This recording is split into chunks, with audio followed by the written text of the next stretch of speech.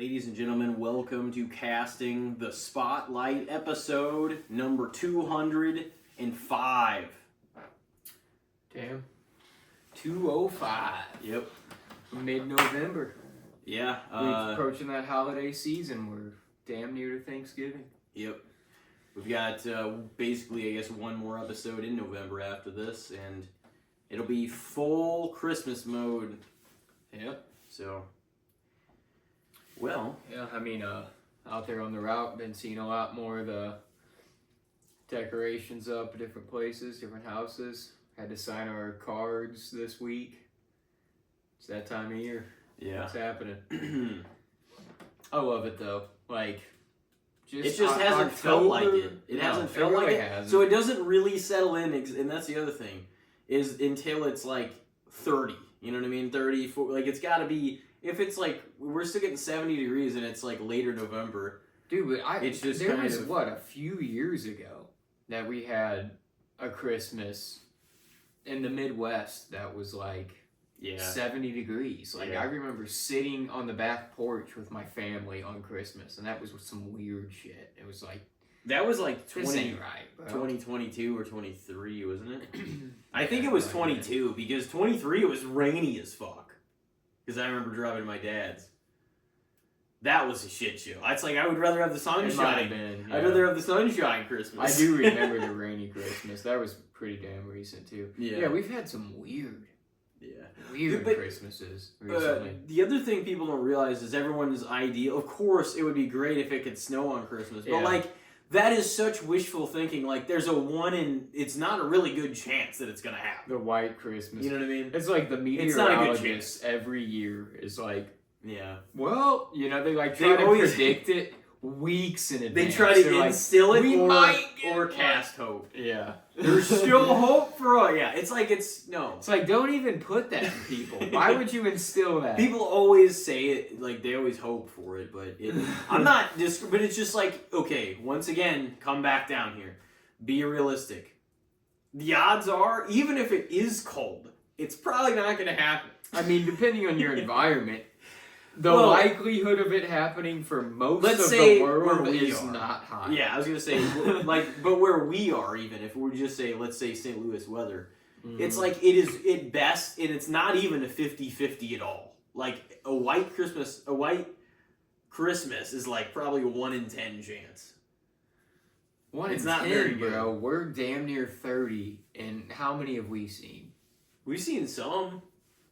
Right? Maybe. Yeah. Like, we've seen 2, maybe 2? No, we've seen more than that, I think. I don't know.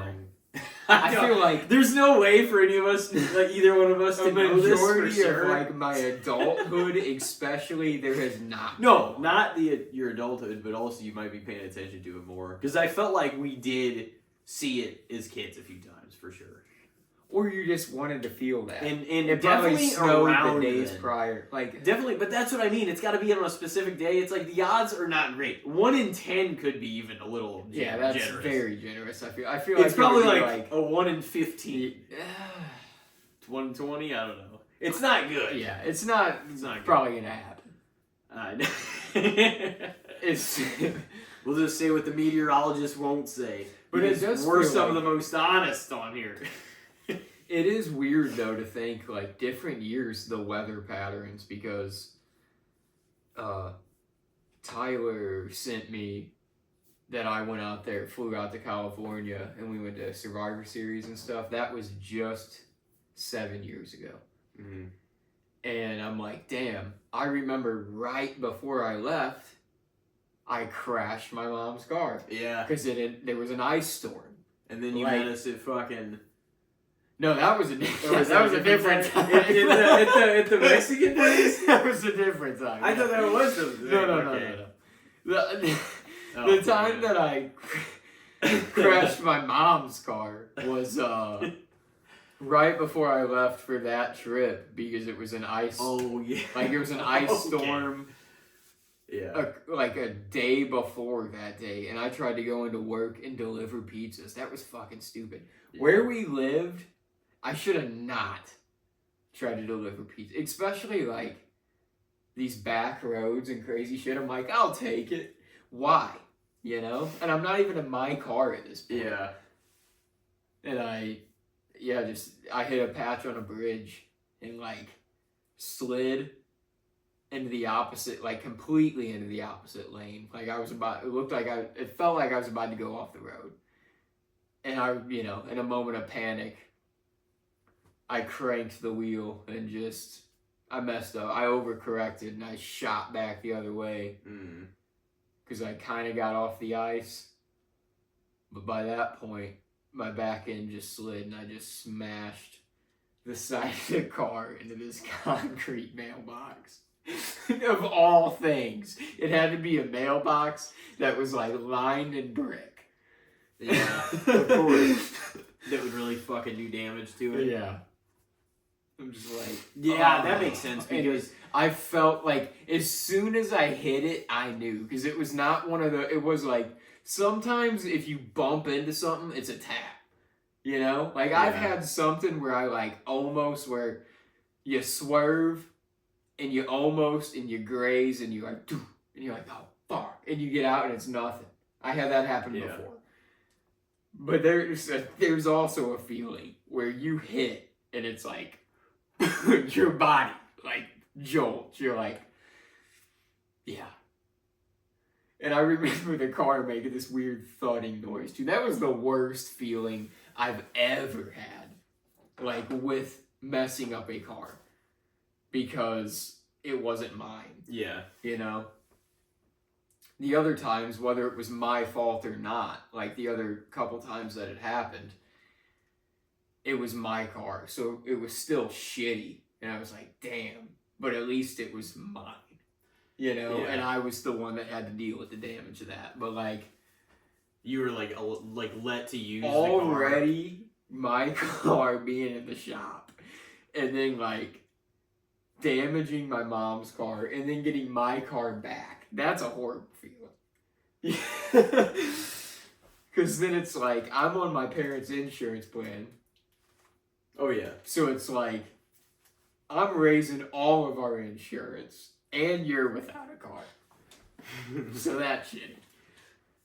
Yeah, no, it would feel... I don't even want to do that, honestly. Like, drive somebody else's car. Like, yeah. I mean, if it was a situation where you have to, of course, like, it's, you know, you're like, oh, fuck. Like, I've driven Haley's car, you know, a handful of times. Like, times where it's just necessary or you're, like... She's driven my car, too. Like, if we're on, like, long trips or whatever, and it's just like, I want to take a break here for a minute. Or just things like that, or certain times. Well, sometimes you somebody just don't want to drive. Wants to drive, and you know, yeah, it's what you know. I don't think it's more times with me than with her.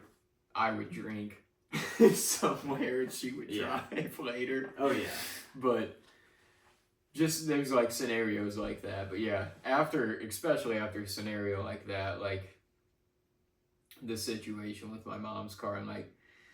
That was just wild anyways. Like, thinking about that from a different perspective. Like, man, I shouldn't even agreed to go to work. Like, I didn't even have my car.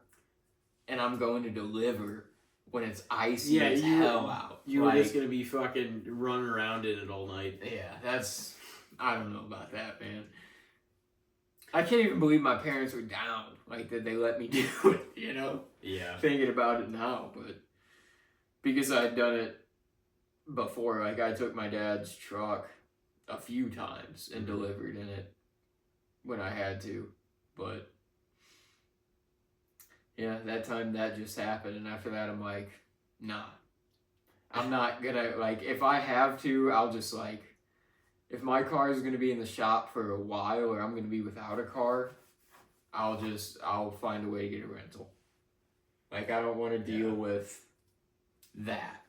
You know, the responsibility of it not being my responsibility necessarily, you know? Just that human feeling of it being like, I don't want to fuck up anybody else's shit, you know? No. Well, at least that means we're semi-responsible, I guess. Oh yeah, no, I definitely understand that though, because I mean, I just don't. I've been in like my one wreck, but I just don't want to. I mean, and I've been with people that, of course, like hit something or right before too. Yeah, I've been in both scenarios. I had a couple of my really own, and I've been in the car, too. to be careful. Like since then, I mean, and I say that, and I still just get pissed off whenever people are going too slow, and I'm like, okay, just zooming around. Yeah, I try not to. I'm not. I just drive to. If like, it's there's times if you're going really slow, I can't. I just can't wait. Like I'm like I'm not. I'm trying to fucking go. Oh yeah. When I'm behind that wheel. Most of the times when you pass that person too, it's like an old lady or something that's just like real close to the wheel, and you're like, I almost feel mad for being pissed, but at the same time you're still pissed. You're like, fucking old lady, man. What are you doing out here? Oh yeah, the people that piss you off too is like, basically the ones. Like they're just kind of like swerving in and out of lane. Like you're like, I don't know if I can pass you because I don't know if you're gonna fucking swerve into this lane again. Yeah. You know, they're like, no, fucking get in one or the other. Don't do this stuff. But oh yeah, that's where like a lot of my rage from the day comes out. That guy when we were leaving Cape Cod, that dude had to be hammered or on drugs. What was that guy do? He was driving like 10 miles under the speed limit or more at times. He would hit the brakes, no one in front of him. He stopped at a green light. I mean, that shit was green. Yeah, no, it's fucking stupid. I had to lay on the horn at this dude. And then he was still inching. Luckily, he didn't get on the highway. That would have been a disaster. But Jesus, like, there's just scenarios like that with people on the road where you're like, why the fuck did you decide to get out here? Get off the road. Oh no, whatever the fuck you're on, or like if you're scared to be out here, I don't know. Get the fuck off. That's just what I get fucking pissed. Whatever they're just, I don't know, man. It's not that I thought, you know, for the longest time too, I'm like, man, I'm gonna be one of those motherfuckers that just, I'm like, I'm gonna be a little too worried. Like, eventually I'm in a place where I'm just a little impatient, especially if I'm a few minutes behind and I'm like, oh fuck, I'm trying to get past you guys. But like, honestly, the ones, it's like unacceptable going like this far below. Like they'll go 20 and a 40 and it's what are you doing? Go! That's my go-to also. Like, that sentence comes into everybody, like, you're like, get off the fucking road! Dude, so many times, I'll like, whether I'm driving or me and my dad are like out on the route, on the highway or something, and somebody's just driving like a dumbass. It's either an old person, or it's like a person that's clearly texting and driving, like on the highway. It's like, what in the fuck are you doing? Get the fuck out of here, man. Yeah. Causing a lot of shit. Like, trying to look back up. Dude, 55's already a shit show. What are you doing? You know? And I mean, 55 is one of the better highways you can get on around here. I mean, it's not when it's under construction. It's way better than 270. You didn't see this shit show coming to this road earlier today. It was like fucking blocked off. There was one lane to even go out. So no, I know. Whenever I had to go around, I went around Cafe Telegraph, like the neighborhood area, and I was like, oh shit, I'll go that way. I saw it on the way back in from our route today, that they were like paving a bunch of stuff and they closed a bunch of lanes down. I was like, I'll just take the long way back. I'm not jumping back off the highway. No. Yeah, no, it's... Yeah, if I can avoid highway construction, I'll avoid it. See, like, this is why I can't wait for the weather to be shitty, though, is because they're not going to be out there. But the other problem is, with the weather being shitty, then it's going to be a shit show to drive on. Yeah. So you can't have drivable roads. Yeah. So, like... What are our taxes being used on? And they try to get out there. Like, that's the thing. I know they do.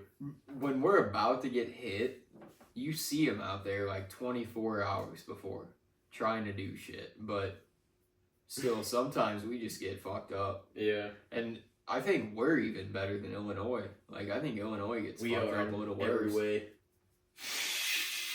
I just mean, like, I think our Department of Transportation, like, takes care of us a little more.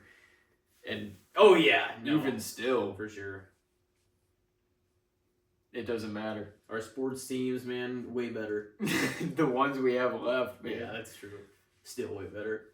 Clinging on to them. Well, I guess we can claim Kansas City as well if we want, because we're in Missouri. But we're talking about the state. Yeah. So the Royals and the Cardinals, man, haven't done much lately.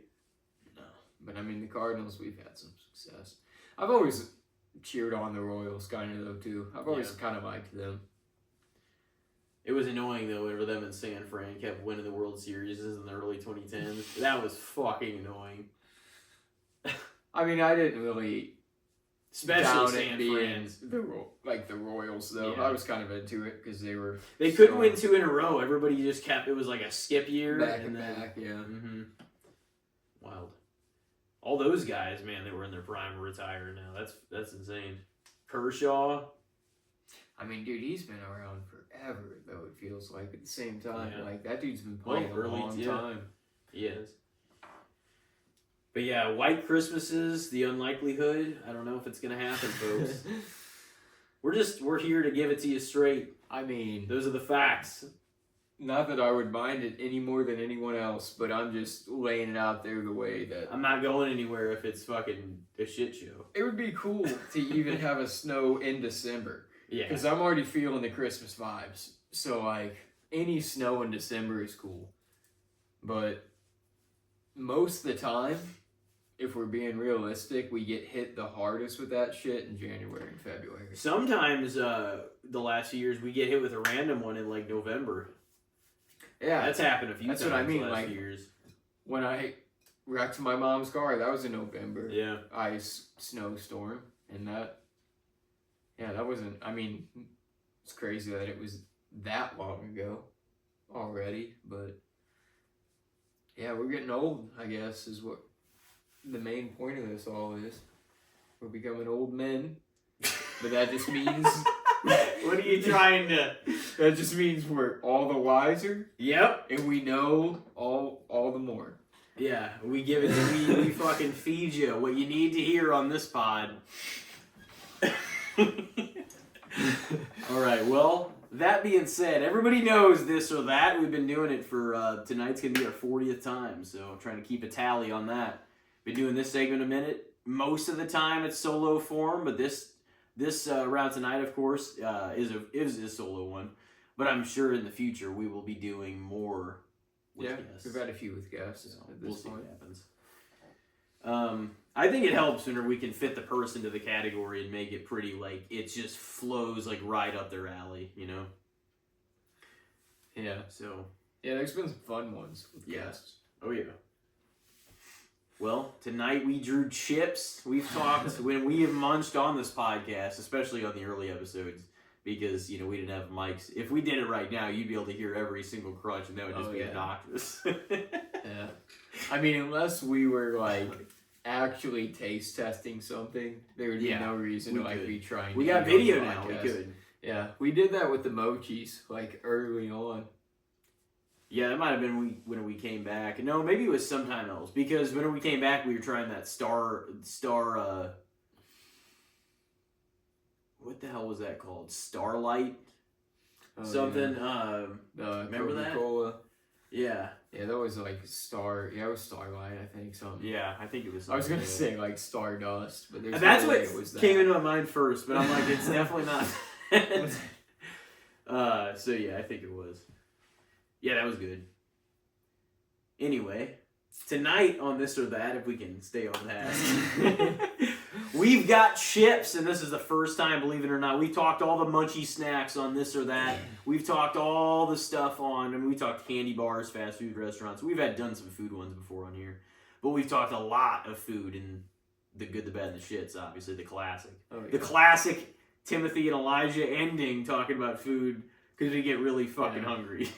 The end of the episode, a lot of I mean, even to this day, that ends some of the episodes. It does. Well, it's an easy kind of like, oh yeah, what do you know, and then it's like, man, this. Yeah. What about this? All right, well, as far as chips tonight, I drew and I selected for you as your main, the measuring stick for the chips category is going to be Funyuns. Okay.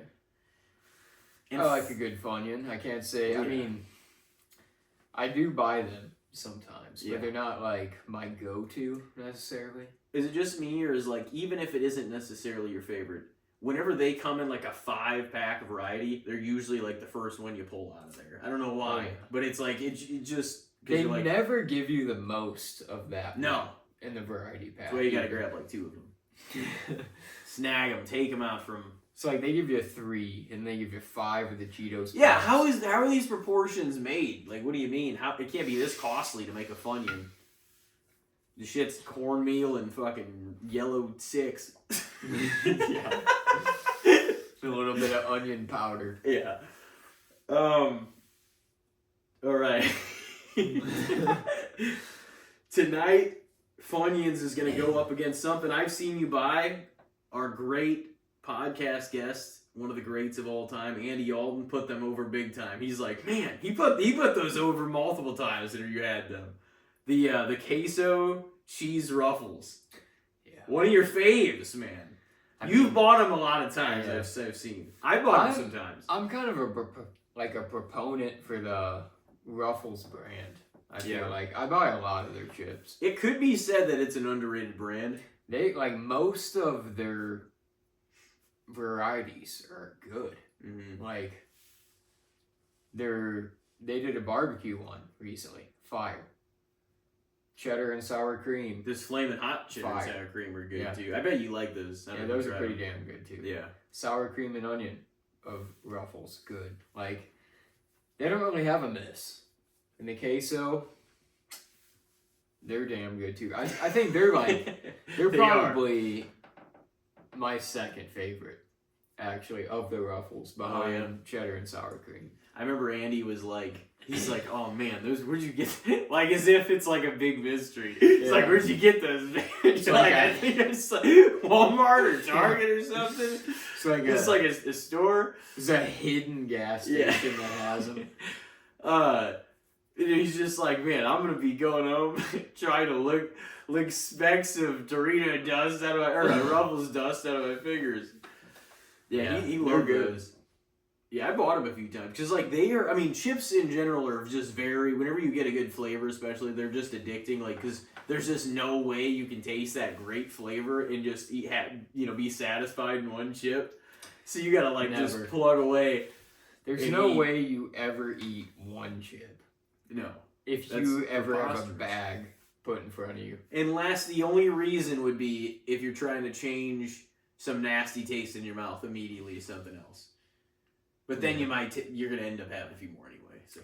Or if you're like legitly the taste tester for the brand and you get handed a flavor of each chip or something. That'd be the only time you would ever take one of any chip. Even if it's a chip that you don't like, you're probably going to grab a few the first time. You're going to give it another chance because you're like, even if it's kind of shitty, the first one, you're going to, just to make sure, you're going to have maybe a few more. Yeah. And be like, okay, that's like, there's not, like, I don't know if it's just being American. I don't know. I mean, if there's foreign listeners, let us know. There has, Yeah. There has been. We got 30-something countries having tuned in at one time or another to this. I don't think there's a chip that I've had that I'm like, even if the flavor is not great, or there isn't much flavor, I can eat most of the chips put in front of me. Would you be able to eat most of, like if sweet potato chips? I mean, they're still chips. That's the thing. They are. It's like crunchy. If it's the only thing crunchy, maybe salty. But yeah, that's just an example. But I do think there could be some that you're. But I know what you mean. Most of them are pretty good. Yeah. It's just like they're not the way that they're made and just what it is. It's like there's not a horrible chip out there. That's the thing. The chips and soda beverage, like soft drink beverage, is just such a classic combo. Oh, we're going here. Oh, let's just grab, and that's what I was saying, like the Polar Pops. Like, you just grab a bag of chips and it's it's like whenever you go to the game, you get a hot dog and some chips, maybe or maybe not some chips, but a soda. So like those things it's definitely the American thing too, though. Oh yeah, but love all those things. They're all good. I mean, what are they having? Coca-Cola, man, they've been around for a long time. What are they having at football games in Europe? Like beans on toast. What are they having out there? I'm not sure. What are they serving at those games? Now they have a lot more stuff, and I absolutely always love like the loaded nachos at ball games. Good God! See, I enjoy getting like I love getting the jalapeno like loaded nachos. At the ballpark, but dude, the messiest thing you can get there is that. Yeah. Basically, that's what's like. That's what's rough about it. Is you're like, there's nowhere to set this shit. You're just holding it against yourself like the whole time. Munching up, like trying not to spill it everywhere. It tastes so good. Yeah, you kind of have to eat it fast too, because you're always trying to like get it into a better situation of where it's not as much of a pain in the ass to eat. And getting back to your seat with it is always a son of a bitch. Yeah, because you do not want to fucking spill it. Especially if you get a beer. If you get a beer and loaded nachos and you're trying to carry like this full ass beer, you're taking a couple sips, but it's still enough to where you're not trying to spill it. Yeah. If you got a full like bowl of loaded nachos, it's just a son of a bitch getting back to your seat. It's such a going up the feeling. Stairs, like moving past all these people. Yeah. Like, I've always had the thought in my head, like, how fucking shitty it would be to just drop these loaded fucking nachos on somebody's head. Like, well, that would just, as I'm coming back or to my to seat, trip and like, lose them, like, on your walk there, or just smash into somebody, or they turn around at the wrong time, and your shit gets so crowded and shit, too. You gotta be careful as hell. Yeah. Even getting to the area you have to get to. Because that's where the most massive the crowd is walking around in the concession We area. need more, like, hot dog guys going through the aisles again. Like, what's going on with that? Yeah. We need, like, just throwing out hot dogs, Come on, like... Well, that's because you don't get all the fixins. If you are not... If they're just serving it there, it's like... That's the problem. You can't put on all the ketchup, mustard, relish. I mean, you can give out onions. little packets, I guess, but it would be kind of a pain in the ass. But yeah, you could do it actually. Like, maybe a relish one, a ketchup one, a mustard one. Just your little pouch. Yeah. And we need, like, I'm just saying, we don't have to be getting up if we just send more of those vendors and staff members out there. The cotton candy guy, what happened to him? It does feel like at the ballpark, they're gone. Where are they at? Yeah. Where's the beer guys? Send them around. I'm not trying to get up. Honestly, I'm not even trying to be like, oh, they're a part of the fucking atmosphere, too. I have hot dog! Ice cold beer! Yeah, exactly. Like, shouting that shit out. That's a part of it. Send them out. It does feel like, they're like, where the fuck did those guys go? I don't know. The Peanuts guy, like... Yeah, like, you used to come to the seats, like, how is it more advanced? Oh, well, now you can go up to it and select any kind of... No! I want people that actually come to the seat. That seems more practical when I'm trying not to miss the game. Yeah. I'm sitting in my seat. Bring the guy around that shouts the shit out. You could get some and just have them filter through different areas, have a bunch of them. Plus, it employs a lot more people. They can work there and give out the shit, And dude, there's some of those guys were honestly iconic. I remember They're part going of the to show. Multiple games with my dad as like a young boy. There were summers where we'd go to 7-8 games sometimes. And it was like, I remember specifically, there was this like older black man and he had this like yell for his beer. He was a beer man. He would like just do he would hold out the cold for so long. He'd be like, ice cold. Yeah. He would always do that shit. And I love that guy. He's right. That he makes it sound like it's really gonna be good. Cold. And he really was a part of the experience. Like, I look forward to hearing that dude. No, like, they really are. Like, it's part of the, like, the pageantry of, like, the game. It's just, like, it's having all the hands on deck, like, the hot dog guys, like, just, it's part of it, you know? Yeah. That, I don't know. Where the fuck did they go? Why do you gotta get up and risk spilling your shit and go a quarter mile down to get your fucking overpriced nachos and soda, you know? Yeah. Or beer. It's miss like a half an inning, if not a whole inning, just to get this shit. Yeah. It's fucked up. What were we even doing here? Oh man. Funyuns. We were doing Funyuns or queso cheese ruffles. Yeah, I think I'm gonna go to the queso. I think that's where I was headed. Man. I do like Funyuns though. They're probably gonna win out, so I'm here. Just to, I didn't realize that I put them back to back like this, but the other Funyuns I had in this is the next one, so I'm just gonna keep it like that. So Funyuns, or the classic Ruffles, cheddar, and sour cream. Damn. Well, seeing as how I said earlier, that the cheddar and sour cream ranked just above the queso. That's number one still? Oh yeah. Yeah, those are so good. I can't backtrack on my word there, so gotta go with the cheddar and sour cream Ruffles. And really, they probably are one of the chips to this day that I buy the most. Yeah. Like out of those, I remember growing up and eating those a lot. Like, we had those in the house. Not Funyuns as much, because I don't think, like, I don't know if Mom, like, wanted to get those, but I got them by myself because I fucking liked Funyuns, you know? Mm-hmm. They were some good shit. They are good. But we always had, like, we commonly had Oreos in the house. We had Cheez-Its most of the time, the original, but, a lot, like, Haley sometimes wanted, like, the white cheddar ones. Yeah, those are fire.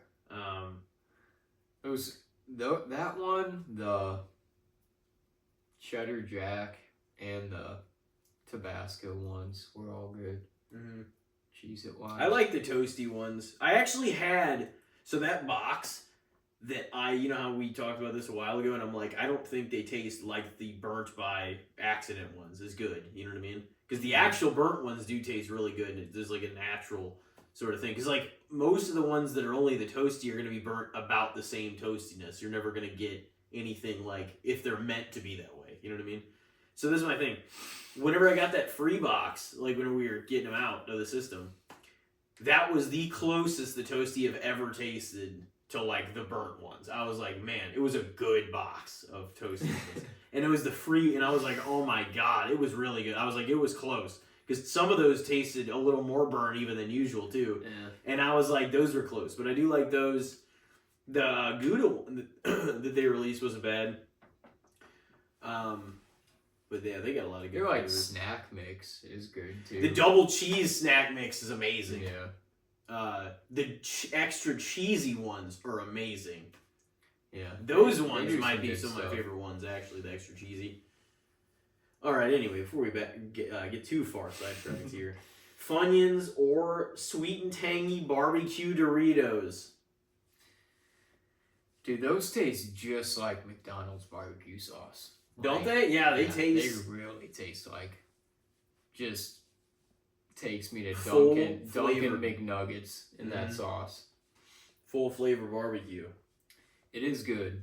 Those are really good. But I think I'm going to give the edge to Funyuns on this one. That'd be honestly a little tough. I do like those a lot for Doritos. Sometimes like I'll buy... I don't really buy... I've had just so many Doritos in my life, and I'm not putting down Doritos, but I... even growing up, like the Cool Ranch, the nacho cheese, and the spicy nacho. If I buy any of those three nowadays, it'll be the spicy nacho, but I've had those all so many times, so like I always buy some different stuff, you know? But they're legendary. Yeah. Had a lot of those and a lot of school lunches, that's for sure. Oh, Classic. So we've got 1 on the board for Funyuns, 2 against, and that is your top 2 Ruffles as my top 2 on here. Next up, we've got Funyuns or Sun Chips, Harvest Cheddar, so the classic version. I guess they do have a classic that's not Harvest Cheddar, but Harvest Cheddar was always the kind you saw whenever you saw one brand of Funyun or Sun Chip there. Yeah. Whenever you saw one, it was like because they do have original ones. It's that one and Garden Salsa. Those are good. It's always those. Yeah. I feel like nowadays. And you see a blue one sometimes where they're like, these are the original, and it's like, okay, but after we saw Harvest Cheddar all our lives and those were great. I've tried the original and they're still. Are they? They're good. I mean, they're like. Again, I've never never had a chip though that I've been like, this is horrible. You know. So. That's the thing. Because at its core, it's still a tortilla or like corn chip or potato chip. It's just like salted and baked and I hate this. Fried. It would be kind of weird like, too. Yeah. I mean, that's the thing. Even if the flavoring is like, I don't know about the flavoring. Like the chip is not bad. Yeah. It's still a chip. So, and I like chips. So it's like, there's never like a chip that I'm going to have. Somebody's like, you want a bag of these? Yeah, I'll take it. It's not like, I don't get people that are like, I don't like these chips. Dude, if you like one chip, you kind of like all the chips. That might be a hot take. And I get like the flavoring, I get it. But it's like, I don't think there's a flavoring that's horrible enough on a chip that I'm like, I don't want to eat that. Yeah, well, in like a grotesque way, sure, but like it's not like the plain Jane ones or the not as great ones you're gonna have. Dude, I'll take a plain Jane or the most out there crazy chip you got. I'll try it. Well, no, yeah, and absolutely. I'll probably be like, this ain't bad. No, I'm talking about as a paying consumer, you are never gonna take those unless you gotta try them eventually. You're not going to take those over a typical something that you really fucking enjoy. Yeah. It's just not. Yeah, like, I'm not going to buy it out of like my own pocket, but I'm never going to turn down a bag of chips. That's what I'm saying. Oh, man. You expect to be in a bind where you got to have your least favorite chip? I mean, it's just like... If somebody, like, I would never be a person... I would never be a person to give away a bag of chips. I don't know if that sounds greedy, but people that are like, take these, I don't like them. Mm-hmm. What do you mean they're chips? Yeah. Eat them. They're good. They're all, like, pretty good. I mean, I'm just saying, like, you're gonna favor it, too, because of the preference thing, but you're not gonna, like... It's one of the few products I would even say that about, because I get it with almost any other thing. Like, any, like, beverage thing... Like, you try and you're like, oh, I don't really care for this. You're not going to drink it. Oh, but, like, chips, it's like, it's the same basic concept with a different flavoring. Yeah. And even if the flavoring isn't to your liking, it's like, yeah, I've never had, like, a flavoring on a chip that has completely ruined the experience of the chip. What do you think if say everybody takes one bite or one sip of like say like a solid food versus liquid beverage? What do you think more people like upon the first taste or sip? Do you think more people that didn't initially like it will take another bite or another sip? Like more likely. Like what do you if you really didn't like the first one, but you're like, ooh, probably another sip. Really? I feel like you're into foods, you don't often get the full flavor. So I'm like, maybe you should take another bite out of something. It depends on the situation. Because if it's just like, I don't know about that flavor. Because a drink, you know everything basically in one drink. You're just... There's things with foods, though, sometimes where I'm like, oh, that actually grossed me out. It was just the way that it was like, tasted and felt in my mouth. No, thank you. Like, to where I certainly would not try it. Or take another bite after I had a bite. Well, there's drinks, I'm sure, if they're nasty, you're like, yeah, but like, even if I take a sip of something, I'm like, ugh. Yeah. Well, I maybe could that go is- back and take another sip of So that quicker than I could go back and take another bite of the thing that I was Yeah. like, ugh. So that's probably what you would say? Yeah. Well, but how do you think most people, I mean, I guess we wouldn't know necessarily, but it's, because you've seen it happen a million ways, both ways, but, Yeah. I mean, kids, like, if they don't like something that tastes, they're probably more likely to be like, oh. But to me, I feel like there's often whenever you like eat a bite of something, it's not the best or the most profound. Oh, like this is tender or juicy or it's got the full flavor, whatever. And it's like it's less likely that you're completely right about how it tastes from one bite than one sip. Well, if it's that's like the truth. If it's like if somebody brings you out like if you got something to try, like especially if it's like a meat. Something or like you got to take a couple actual bites to get probably what it is that it's going for. But so I get it from that aspect of like you're probably going to understand what it is, the concept of what it is that you're tasting quicker with a drink than a food. Yeah. But I think that it's easier and quicker to be like, I'm out and repulsed by a food than a drink. It's a tough question. I don't know why I randomly thought of it, but I'm like, it's kind of an interesting thing. But everybody's like, oh, I don't know if I like that. But I have seen it that way too. But I've also seen somebody take a sip of something once and then just that face, like, oh yeah. But it's so funny because a lot of times with a drink, they'll still like try. I mean, within and it's rational like reason. you know that's not rational. You know what it's. You got it from the sip. Yeah, I mean, but the like, bite you might not know. Yeah, that's my point. But it's very unlikely the drink's gonna taste much different. Like some people do that thing where they're like.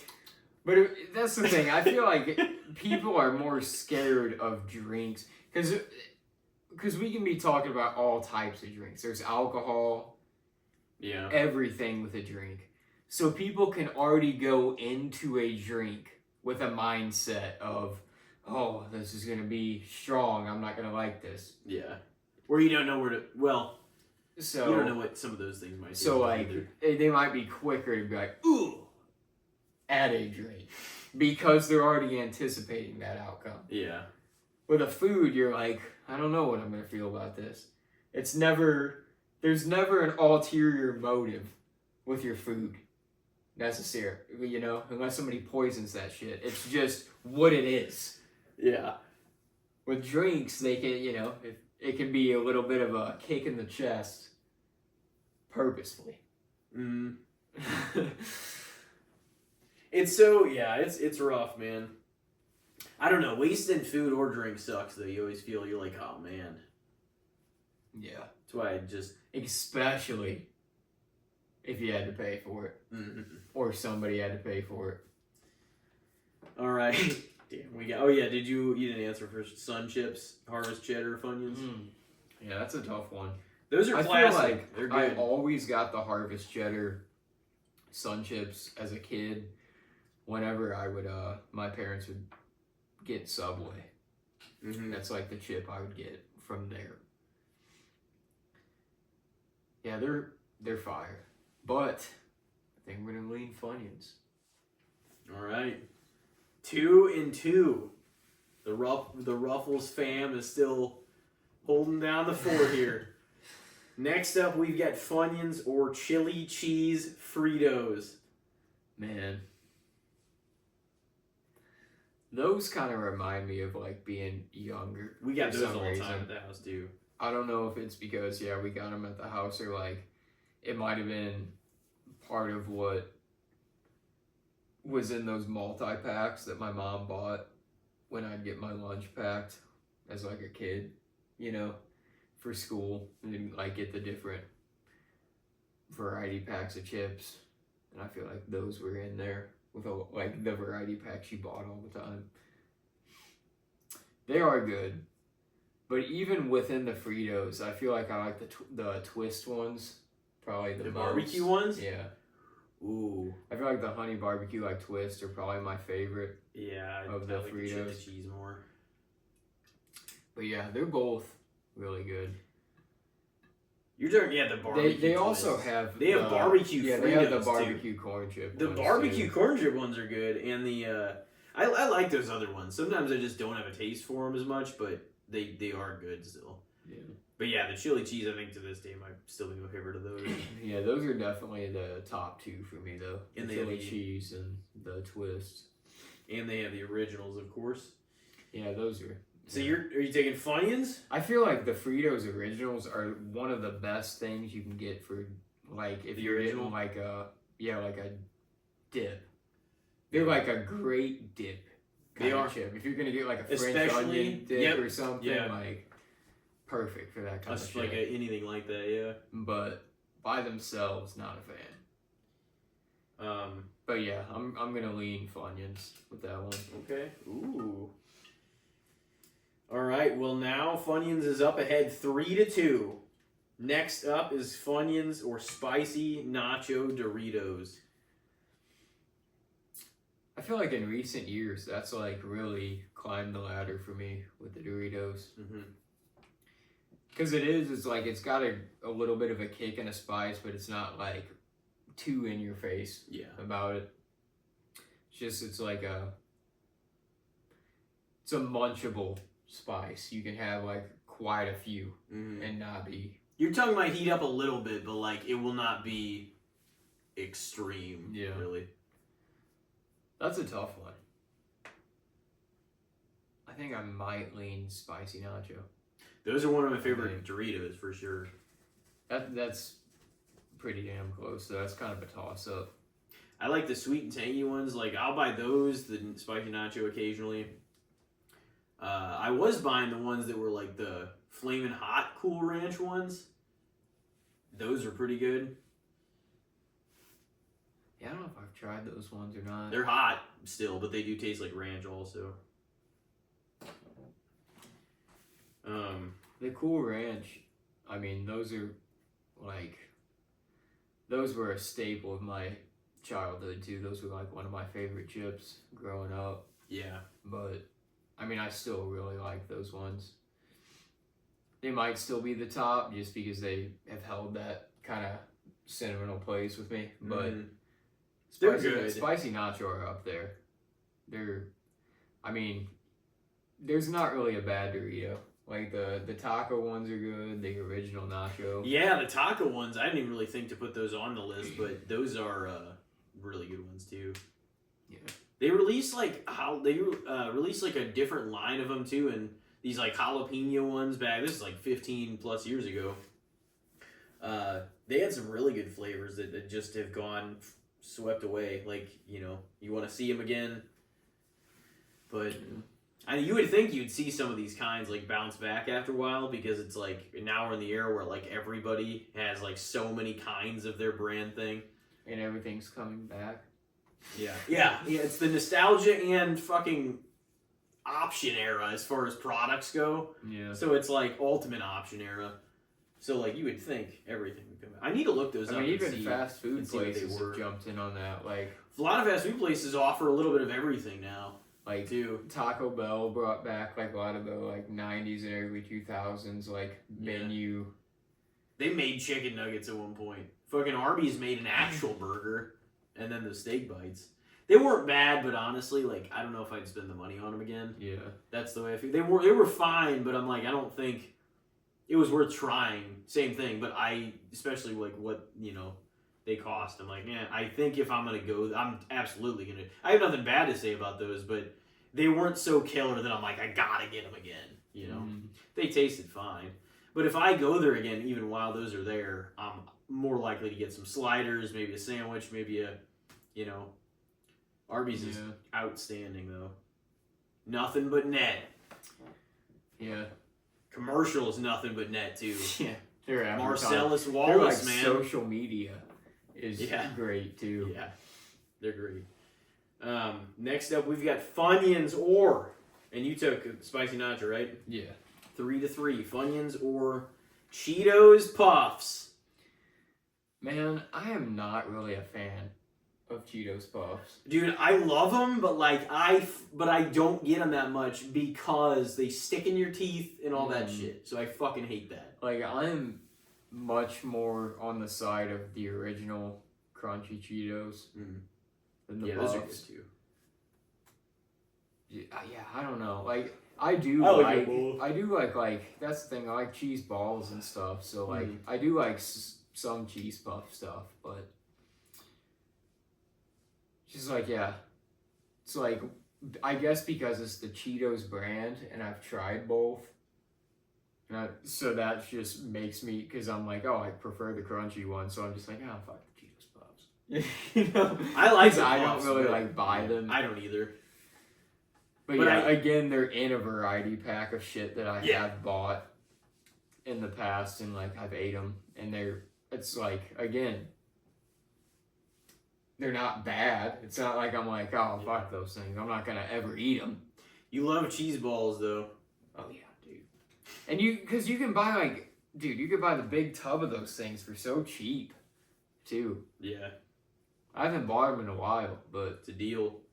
Talking about all this shit now, I might have to venture out and buy the cheese balls again. Get another big toe. I don't actually think I've bought them since like we had our apartment. You bought them a bunch, yeah. Yeah, because I remember buying them like a few times in that era. Oh yeah. But yeah, I would take Funyuns from that one. All right, Funyuns takes the lead back. Next up is an all-time classic for us.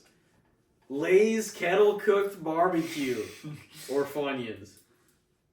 Yeah, I mean, the Lay's barbecue, the Kettle Cooked barbecue are just like a staple.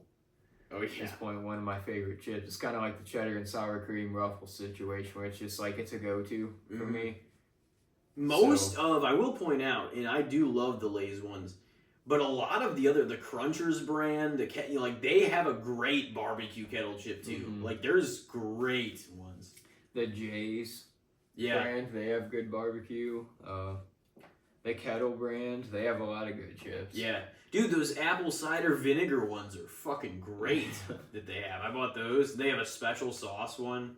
Don't even really know what it is, but it tastes pretty good. So who knows? It's their special sauce. Yeah. But the apple cider vinegar, I always get those whenever they come, because I bought them a few times during that era too, and before that, from Target, and I was like, oh man, because it's just like a seasonal chip, and I'm like, they taste really good, because they're that, salt and vinegary, obviously, flavor, but also like sweet from that, apple. Yeah. Apple crisp kind of taste. It's good. Yeah, definitely got to give the edge, man, to the Kettle Cooked barbecue Lay's. Slapping it back. Evening it out. Funyuns. 4-4 on Funyuns. We've got two more.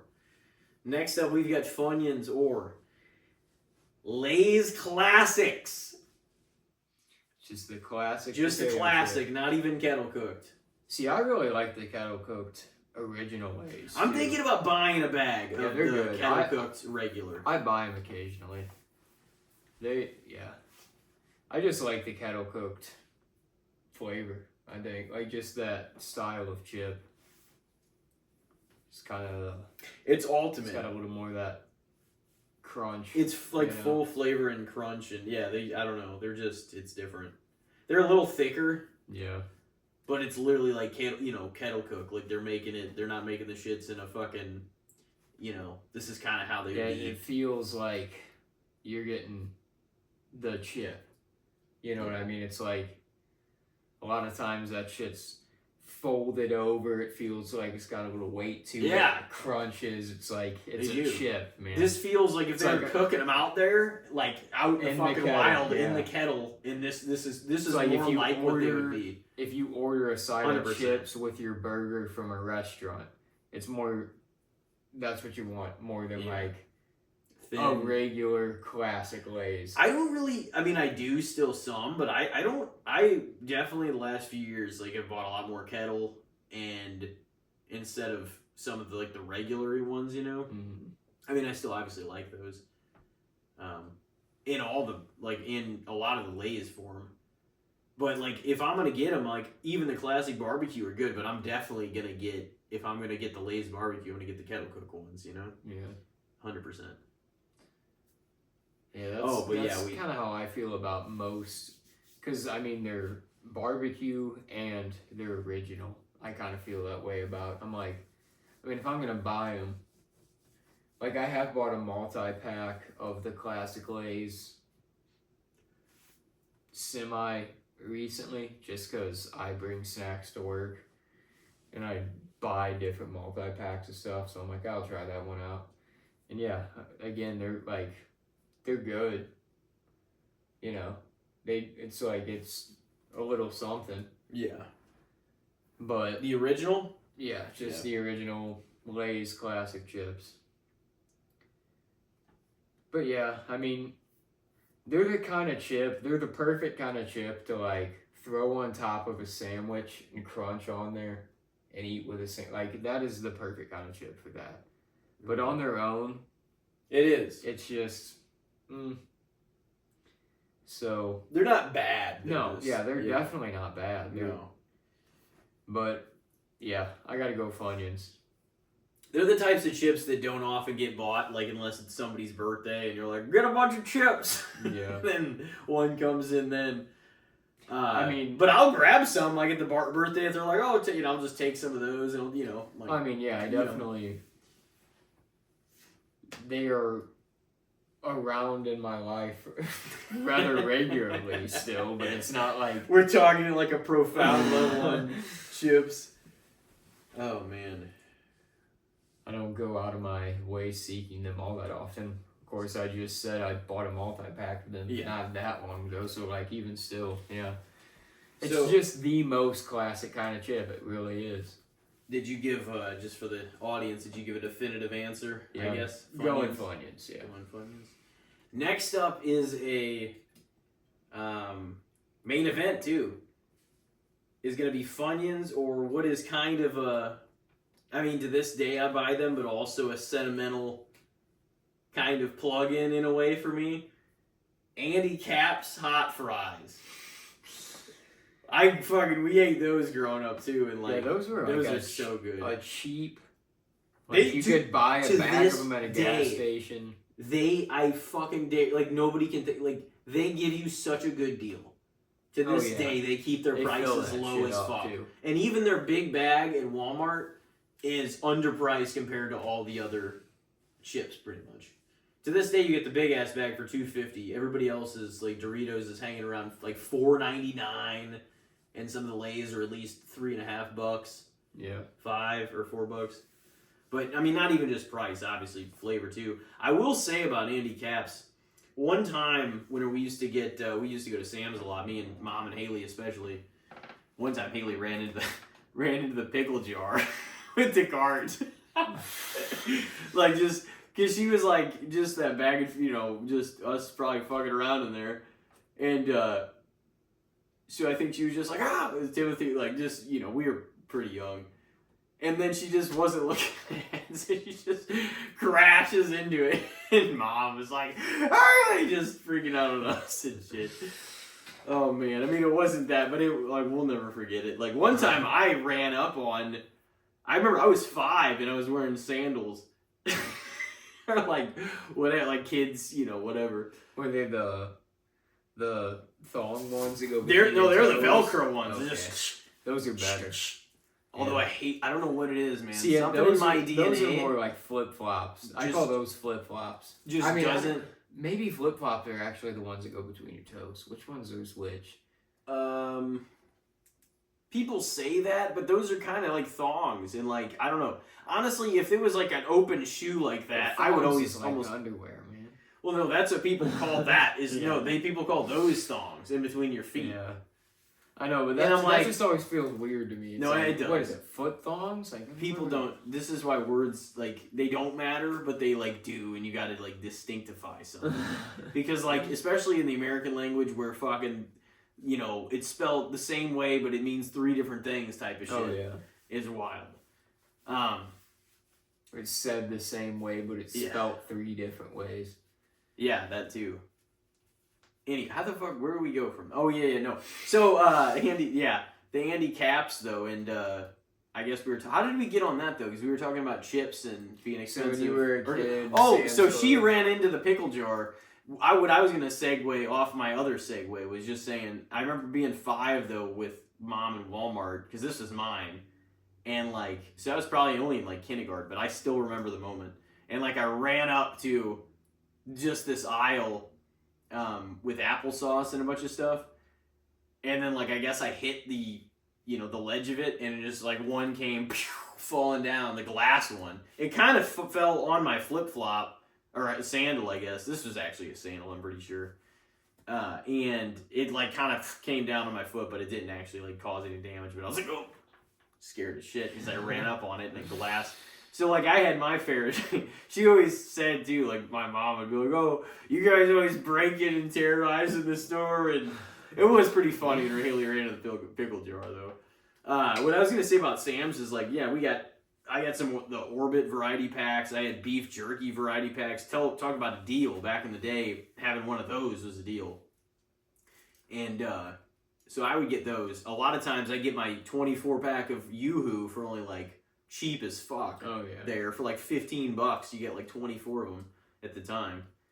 And also, this one time at least, we got the hot fries, and there was like 32 or 24 pack of them, but they were in the small packs of the Andy Caps, right? Mm. They were the most coated bag for bag that I've ever seen the hot fries. Because I don't know if it's because it's in such a small thing. They're like, oh, like that's make them all good. Because sometimes you get like gypped in the big bag of like them being too coated. It's almost like the bigger they are, the less coated in ways. Because some of those like it's less concentrated. Yeah, some of those thin ones are pretty coated from the gas station always. And they're like I said, they're always been cheap, but. Yeah, my whole point of that was I've never seen that before. Because like every fucking little bag of those was just coated beyond belief, and I was like, these. I don't know if I've ever seen a little bag. Yeah. Of Andy Caps hot fries. I know. That's how crazy it was. Yeah, they remind me of like I said, like a quick gas station grab or like a road trip or like. I think I got them at like the pool over summer break, like as a kid a couple times, with like a Laffy Taffy. Yeah. When they had the sprinkles and the seeds in them. Yeah, those are good too. But yeah, I think I gotta go Funyuns. I gotta lean Funyuns on that one. Damn. Just overall, I definitely buy. I actually didn't know your. Yeah, I was gonna say I didn't know your hot fries take necessarily either. Like I know you liked them, but I didn't know. Along the lines of how often you bought them or did. I didn't think you bought them super often or anything, but I don't know if you do now and then or not. You ever buy them from the gas station? Yeah, I have like a time or two. But that's the thing, I definitely have not got them from, like, the store. I feel like when I have got them, it has just been like I'll grab these, like, at a gas station just to impulse kind of buy when I'm looking for a snack. So does Funyuns win out 6-4? I think so. Yeah, because queso cheese ruffles, cheddar and sour cream, spicy nacho Doritos, and Lay's kettle cooked barbecue are the ones that won. Yeah. Nice. All right, well. That was pretty good. Not too bad. Pretty interesting one there. Well, you are on the hot seat. I am. I'm up. The seat, it's burning. Because I'm in it. And your main topic is going to be the original nacho cheese Doritos. All right, I didn't even give him a spot on mine. I thought about it, and I thought about Cool Ranch, but I ultimately decided to leave them off. So the classic, huh? The classic. All right. I know, like, Mike, I don't know if they would necessarily be his go-to, but I don't know a person out there that's not like, oh yeah, those are classics. They're one of the legendary chips, They're, the restaurant having Coke. You know what I mean? Yeah. Or it's just kind of like, it's never, but I mean, and even that though, because I do get Coke sometimes, but I don't ever go and buy. This is what I would say is because we ate them so much as kids, and plus you got to think the other reason for that may not have been, oh, I was overly big on them or whatever. I mean, you may have really liked them, but also we had even just when we were kids, we had significantly less options under the Doritos brand. Then it was like those and Cool Ranch always were out, but like beyond that, it was a while before we got much else. Yeah. You know, they tried different things, but most of the time it was like those two. Those two. Yeah. But I don't ever buy a big bag of them because I have had them so much, and also they're in a lot of variety packs, and often like at work, anywhere else, work maybe, you'll just stumble upon a time of where you're gonna have them again for free just because they're everywhere. Yeah. But they are really good. I mean, they took off, that's for sure. Yeah. People love Doritos, man. The gaming nerds love Doritos and Mountain Dew. It's like, we talked about it, I think, on here before, just that there was a dude who just was like, hey, crush up that taco shell and pour this dust on there. And that motherfucker became a millionaire. Yeah. That's crazy. It's crazy that it is such a simple idea, but people like go ape shit for them. Yeah. Dude, the chip aisle, you go through it at any point, it's like almost always depleted, like in most stores, because people love chips. They're great. It's something that I feel. It's not a bad chip. It's something I feel like Put it on a shirt. Also, just subconsciously, you don't feel as guilty because it's like about just munching on so many of them, and we have fucking thousands of bags and shit, just chilling and watching movies and shit. Yeah. But it's like you don't feel because it's every one of them is so light and it doesn't seem or strike you as much. And so you can just munch away but like that's my point. It's like if you had a big ass piece of cake, you'd feel that shit. Whenever you're just eating chips, it's a little by little, so you can just you got to decide when you want to stop. Later on, you're like, damn. Yeah, it does get a little weighty. Like Because it's so much salt and fucking stuff. And you're like, it settles in. You're like, I ate 70% of that fucking food bag of chips. Yeah. All right, so you got nacho cheese Doritos. First up are the classic, original Lay's. I'm probably going to go with the nacho cheese Doritos on that one. Yeah. I mean, I was kind of figuring that would be the way it went. We kind of covered the classic. The Lay's are very classic, and I mean, that's fundamentally, when you think of a potato chip, it is that one. Mm-hmm. You know what I mean? The Lay's classic. It's the sandwich and chips. Yeah. Chip. It's just vanilla ice cream. It's universal. You know what I mean? Yeah. You can use them for a lot of shit, but it's kind of it's almost kind of like what you were saying with. It's almost kind of silly to be like, oh, I don't like. It's like this is just the thing in its basic form. What do you mean it's not like you don't like it? Like to say, I mean, I get if it's not your favorite, that's a different thing. But to be like, oh, it's like this is the basis for what the whole fucking idea is. Yeah. We're just adding to it, It's kind of. It is though. It's the chip. It didn't start as. That's the plain Jane. 14 cheeses. That's the prototype version of what everything else is. Yeah. It is. All right, so you're going with the nacho cheese Doritos. Next up, we got nacho cheese Doritos or cheddar and sour cream Ruffles. Yeah, cheddar and sour cream Ruffles, man. Yeah. I would either probably say those or the Flamin' Hot cheddar and sour cream is my number one Ruffles. So it's still in the variety of the cheddar and sour cream. It's just the hot added on to it. It is. I do agree that the other ones are way easier to eat more of the time. But if I'm like, my throat, I'm just like, just salivating for some chips or just something that tastes good to feel, to fill that need. And I haven't had those, in a while. I'm like, oh my god, those sound good. The Flamin' Hot ones. But it's like also it comes at a cost whenever you eat and this is the important thing to take of the spicy situation is like it's gonna wreck your mouth for a bit if you have quite a few of these, you know. Mm-hmm. So, but if you're a spice fanatic, you know, like me, you're gonna love it. Yeah, you get as all painful the hot as shit. it is. Dude, I've like looked in my cart before going to Walmart. I'm not saying anytime recently, or even in the last 2 years, but there's been times where like I'm just going through and like I'll throw like some hot chips or whatever, and then I'll buy like I'll just not even think about it, but I'm like, oh, spicy smoked sausages or whatever. Put those in there, and then I'm like, oh, and then it's like a Tabasco Slim Jim. I'm like, oh my god, all my snacks are hot. Yeah. Yeah, or even like, with like the peanut, like the Planters, like peanuts or whatever. Yeah.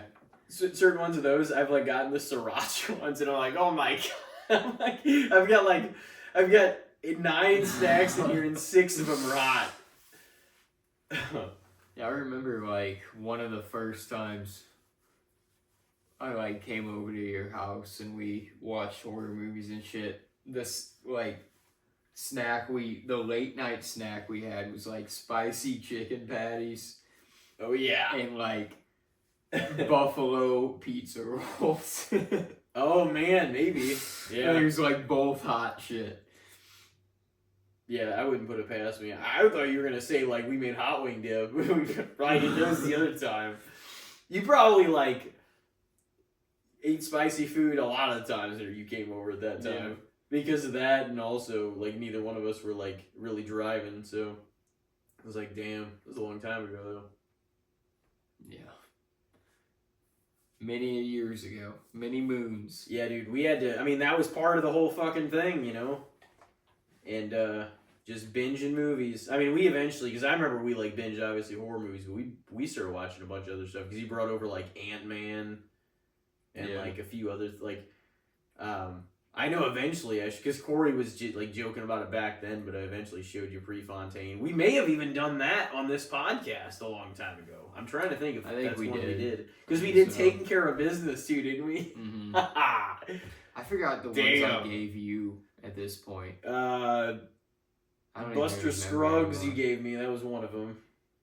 I know you gave me Gangs of New York was another one. Gangs of New York. The Perfection, that was another one you gave me. Mm-hmm. These are just based on.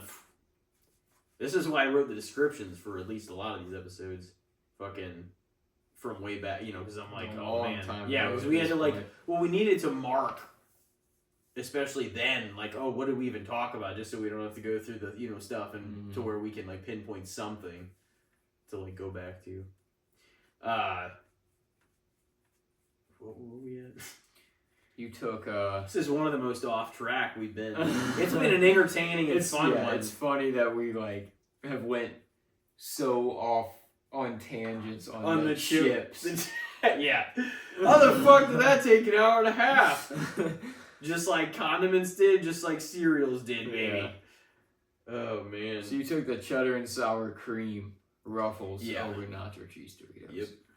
So next up, we got nacho cheese Doritos, or I think I know where this one's going. Kettle cooked mesquite barbecue Lay's. Oh yeah, kettle cooked mesquite barbecue Lay's. I will buy those still, too. The jalapeno ones I don't really buy as much. I have before, and sometimes like, I don't know. I'm not always in the mood for that, but man, if it's kettle cooked, it's definitely got my attention. Yeah, most of the kettle cooked like chips of any of the brands are good. Mm-hmm. All right, so next up, it is out of favor of nacho cheese Doritos right now. Next up, we got nacho cheese Doritos or Flamin' Hot Cheetos. Oh man, I ate a lot of. There was like specifically weekends freshman year whenever I'd go over to Harry's for like that Friday or whatever, and his mom like always loaded the place up with snacks, and like even after he stopped eating as much like bullshit snacks, she still bought like fancy cakes and Flamin' Hot Cheetos and all this other shit. And they were actually called fancy cakes. But they were good, man. I munched on those over there. But also, like, she would always buy, and like I feel like I would open them often. But I started eating. I already liked them, but she would always have the Flamin' Hot Cheetos over there. So like, I would go over there and I would just munch the hell out of the Flamin' Hot Cheetos, and like those became a favorite for sure for a while. I still like them to this day. I just don't eat them as much. But I'm probably gonna say Flamin' Hot Cheetos by a little bit. All right. Although they do have red 40 in them, don't they? I'm sure. I mean, look at them. Have you looked at them? Yeah. But why is red 40, red 39's got to be able to do the job, right? Like, what do you mean that this is the only one you can use? Like, surely between... I mean, I'm sure all the dyes... I mean, none of them are great, but I'm sure, like... But no, only a certain number are edible. You know? Well, I mean, I don't think that's... Why would you even make it if you knew it's not going to be edible ahead of time? What do you mean? It doesn't take... Oh, fuck, it killed that guy. I guess this isn't the one. I mean, I'm sure it killed something. Give it to this mouse here. Yeah. They're not doing that. Maybe. What do you mean? They test on shit all the time. No, they're not, I don't think they're giving mice Doritos. No, but they're not giving them a chip, but they can test a dye on a food. That's true. But surely red 1 through 39 was able to fucking suffice. I mean, what do you like? Maybe 40 they thought perfected it even better. It looks even good. Cheaper. But that's an issue though. I mean, because if that's actually like, I have thought about that. I mean, some of the stuff that probably has it though, I haven't really bought. I'm not gonna say I've like bought it more or not been like somewhat conscious of it, but it's just like some of these dyes and chemicals, and that's indisputable, toxic chemicals in a lot of the shit that's in our food and drinks and stuff. People wiser than us in that department, this one, know a lot more about that, but no, that's a fact, and it's just, so, I don't, but that's not really why. I just, for a number of years, I haven't eaten those as much. But I do wonder that, because I'm like, man, what the fuck, why would they have to, the cheapness is definitely, I'm sure, the major part of it. But also, it's like, can't you just put something in it that isn't fucking toxic? I guess it's gotta be this one. Yeah, man, it's helping out the medical industry by giving us all cancer. Slowly. Yeah, that's an issue. All right, next up. You're like, what do you mean? We got nacho cheese Doritos. Or we got garden salsa sun chips. Ooh, yeah, those are pretty good. Okay, I'm not just crazy here. I don't think those have been around as often as fucking people act like. I don't remember ever seeing them until like 10 years ago. But yeah, now they're pumped out. They are. With the harvest cheddar, all over. Yeah. It's like, those are the only two sun chips you see now. It's like, these are the ones. That's what they put their stock in, was those. They're both good though. They are. I know they are. I might give it to the garden salsa by a hair. I was getting ready to go the other way, and this is no shade towards Doritos. Nacho cheese Doritos, they're getting a dick slapping. They're getting. Hey, they came out the gate with their one. skulls caved in. Yeah. They're down. Down bad. They're down. They're 1-4 right now. It's not looking good. It's looking like my team in fantasy earlier in the year. One of them. Next up, we got nacho cheese Doritos, or we got Red Hot Riplets. That's a St. Louis tradition. The classics, the hot barbecue ones, the ones, they're great. The most classic ones you see on the shelves. Oh Oh man. Honestly, most of the other ones, they're honey barbecue ones. They're all dressed ones. They're like, they had what was the hot cheddar or whatever. I'm gonna be honest. All their ones are good. I don't know if I've ever tried another one or not. Dude, they flavor the hell out of all their chips. Consciously, I've never bought any of the other ones, but I don't know if I've ever tried. I remember like we had those in the house kind of frequently too. But it is like kind of a St. Louis classic though. I buy those. So that might be kind of more of a us thing. Some of the listeners might be like, what the hell is that even? I would say they're usually in my cycle of like top 10 chips like that I bought at least in, pretty recent history. Even growing up we got them, but that was I do enjoy them in the household. Haley always says, she's like, cuz I do buy them semi frequently. And she's always like, "Man, those are like the saltiest of any of the chips." Yeah, they're so good. They definitely are like, but even salt, the seasoning, like they're salty as hell, but they're seasoned as hell powerful. Too. Dude, but it's like once again, it's usually less than like a lot of the other ones. Yeah, like costly, and they fucking bang those. It's probably because it's more of a local kind of company, But they do not take it light on you. They're like, we're gonna give it to you. Mm-hmm. It's like good because all these other people are half-assed in their bags. Lay's fucking half fills their shit. Yeah. Because it's like a third now. They're like worldwide, so they just do whatever the fuck they want now. Yeah. That's so lame. Shit companies, man. No, I like a lot of Lay's stuff. Oh no, yeah, they got a lot of good shit, but they do fuck you with a lot of that stuff. That's why I like their kettle cooked products, because at least you feel like you're getting some weight to the product then. Yeah. But you're taking the garden salsa. Yeah, that one I was really close. Oh, and you're taking the red hot riplets. Oh, right? Red hot riplets for sure. Okay. So another one down, man. Yeah, it's not looking great. It's taking a licking. Next up, we got nacho cheese Doritos or sour cream and onion Lay's. The classic, the regular. I'm gonna probably go with nacho cheese Doritos. I like the sour cream ones, but I like the cheddar and sour cream combo in the chips like at times more. You know what I mean? Yeah. But I do like the Lay's ones. Those are fine.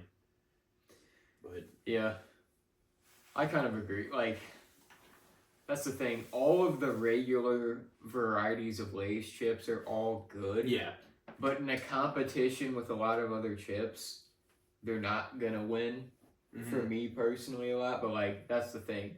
They're perfect paired with a sandwich. They're perfect for parties. Like sour cream and onion Lay's, barbecue Lay's. Those are the agreed upon everybody's gonna like. Yeah. Where if you got like really random versions of Lay's, Doritos, and other stuff, people will be like, what the fuck? Yeah. Because it's less likely to hit. But like, somebody's gonna like one of those. The barbecue, the regular, you know what I mean? Yeah. Those are the most classic. Mm-hmm. And all of them are easy eat, agreeable kind of chips. Yeah. All three of those varieties. But yeah, I kind of agree. So the two winners so far for the nacho cheese Doritos have been the classic Lay's and the sour cream and onion Lay's. Yep. So next up, we got nacho cheese Doritos or Fritos honey barbecue twists. Brought them up a little bit in my segment. Yeah. But so I threw them on my list. I might go with the nacho cheese Doritos on that actually.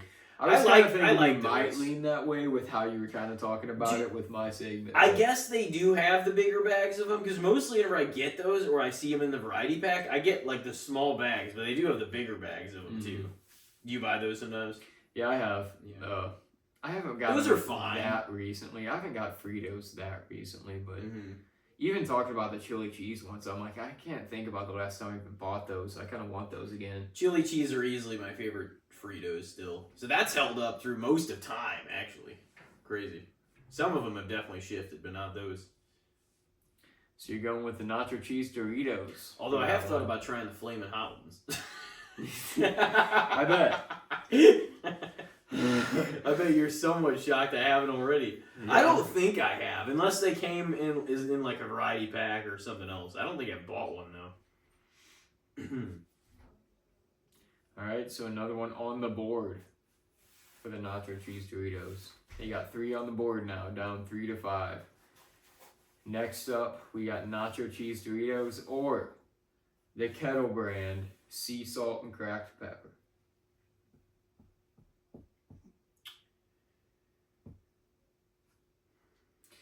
That's like, those chips kind of remind me, they're very different flavors, but it's kind of like the similarity of like, yeah, the salt and vinegar chips. They all have almost a little bit of salt and vinegar with them. Yeah. Almost all of them do. They're good though. They're really, I mean, they're tasteful. I'm going to probably say, I like the salt and cracked black pepper combo. Mm-hmm. Maybe not as much as some people. I do like it though. But I think I'm going to go with the Doritos actually. Yeah, the turning around on you. Yeah, they're climbing back in. Yeah. The sea salt and cracked pepper, like, those kind of chips just feel like they would pair well with like a dinner or something like that. Like, they're that kind of chip. You know, they're not necessarily like I'm going to sit down with a soda and munch on a bag of these while watching a movie kind of chip. They're a little too... They're like, I'm going to have these with an entree. Yeah. Kind of chip. They wouldn't really... They don't really... I don't feel like they work that great with this soda. Like, barbecue chips work great with soda. Yeah. But, like, to crack something about that taste with it, it doesn't really... It's not the soda pairing chip, you know? A lot of chips work well with, like, just... Because they are a snack food, they just work well with, like a juice or a soda or something like that, you know? So you're going with the nacho cheese Doritos. Dude, I would get a Code Red Mountain Dew and like those Lay's salt and vinegar or Lay's dill pickle so many times when we go to Circle K. Yeah, those are both pretty good. Like I said, I'd probably maybe lean dill pickle. But yeah, I would get those two a lot. Similar. But I would always like switch it back and forth. And probably like during that time, most of the time get Code Red, but occasionally get something else. But I just, because you didn't see it in stores really at that point either. I mean, it was around for many years already, but like you didn't see the 12 packs that often. Yeah. So I'm like, well, shoot, if I'm here, I'm getting one because it's not really, you don't really see it anywhere else, you know? Now it's back and it's been back for a good while. And you can usually find them. Most places. Well, I wish they sold Live Wire in 12-pack, man. Good lord. I know, you can't find a lot of the Mountain Dew variety, like, flavors. And, like, Baja Blast, like, Code as a Red. kid, you, like, they were more, like, you saw more of the other kinds, though. You know, you saw more of the Live Wire and what was the other big one? Whiteout. They phased Whiteout out. They actually did. I was like looking up that like maybe a month-ish ago or something. Was Pitch Black just for certain promotions? Yeah, it's always been brought back for limited time capacities. Yeah. Whiteout did win Democracy 2.0 in 2010. They did one in 2008, which Voltage won, and then it became a flavor. Voltage too. That was the other one. And then Whiteout won the competition in 2010, and it just, I guess they're like, oh, eventually in like the later 2010s or whatever, they like, so yeah, it won the competition in 2010, and it just got phased out probably by the 2020s, like as much. It's still some, like, you'll see the singles or whatever, but I'm like, why the fuck would they do that? Like, I bought the shit sometimes. Yeah. Maybe not enough, though. I'm not keeping them in business like I am Vanilla Coke. Well, it's down to the ultimate test here. Is Nacho Cheese Doritos going to climb back in and tie this shit? Or is it going to fall 4-6? We shall see. Last but not least, it's Nacho Cheese Doritos or my main topic, Funyuns. Probably Funyuns. See, I wouldn't. I thought that one was kind of a toss up. I'm like, I don't know what way you lean with that one. I really like Funyuns. Yeah. And like even a variety pack is like I don't buy a big bag of regular Funyuns very often. But when in that's why I asked you too earlier. I'm like, whenever it's like a variety pack for whatever reason, even if it's not per se your favorite in the variety pack, a lot of times it's first out because you're like, oh man, that's like the consensus most of the time. Like most people are like, they just pull those out. I guess because there's so few of them in there, and they do like they're good. Mm-hmm. Yeah. Sometimes I'll buy the Flamin' Hot Funyuns, but not that often because you don't get that many, and then now they're fucking expensive as shit. That's the thing with Funyuns. They're like good, but I have a hard time buying them because they're another one that just feels like you don't get the bang for your buck with them. Like you'll eat through most of that bag and be like, fuck, man, in like one sitting. Yeah, that is how it is. So we both did a 6-6 or 6-4 split. I was 6-4 in favor. Yep. And you were 4-6 out of favor. Oh wow, yeah, that's okay. Yeah. Well, see, it actually performed pretty well. Yeah. Nacho cheese Doritos. Climbed back in there. It's the old classic. That's not bad. So, well, I guess it's time for a little break. And we will be back in a moment. Ladies and gentlemen, we are now back. This is episode 205 of Casting the Spotlight. And we've got some good, the bad, and the shits coming for you. But first, we've got the movie reviews of Leatherheads, fresh off a wash of that. Yeah.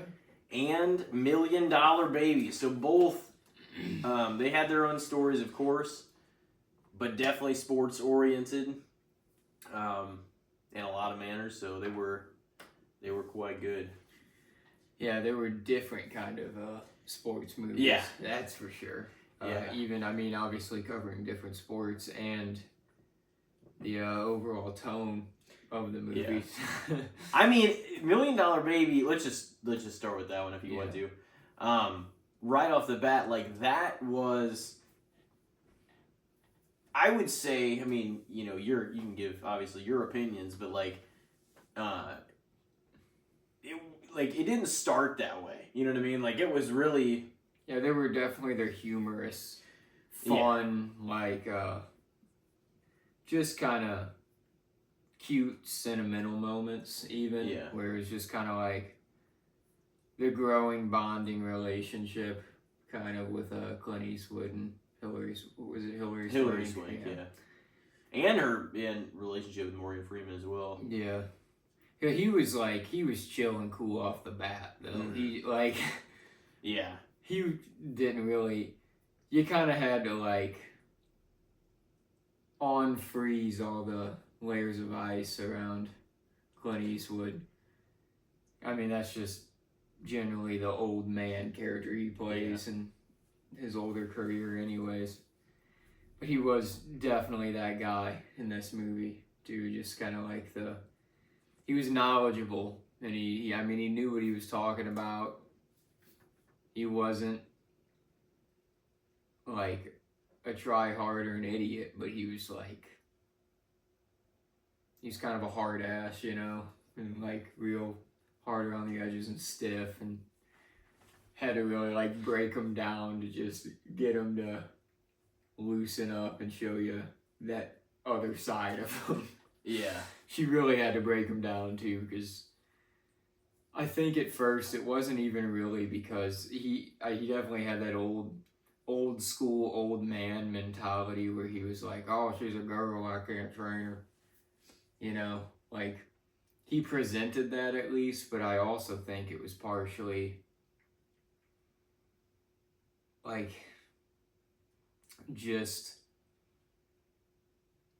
because he was an old school guy and he was like, I don't want to be responsible for a lady getting hurt.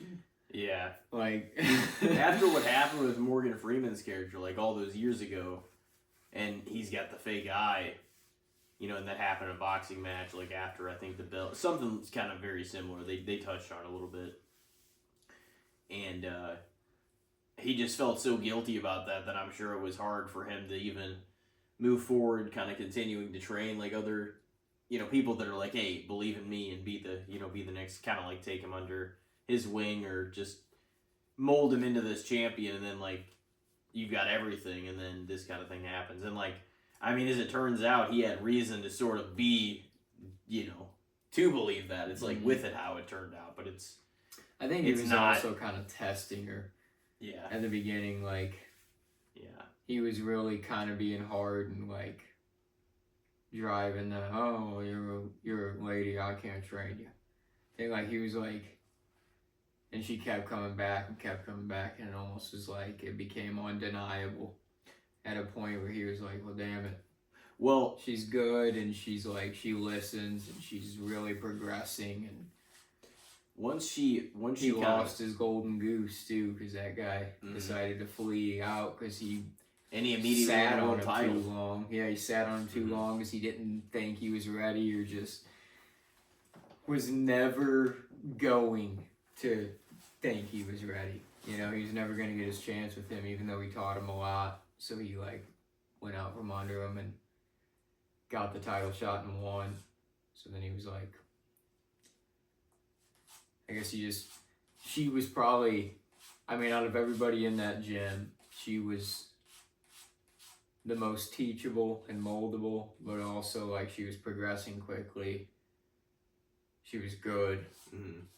Like Anthony Mackie, he was at that gym and he was good, but he was a son of a bitch, so it would have been hard to like put him under your wing and like really try to like bring him to the top, because he'd be hard to control.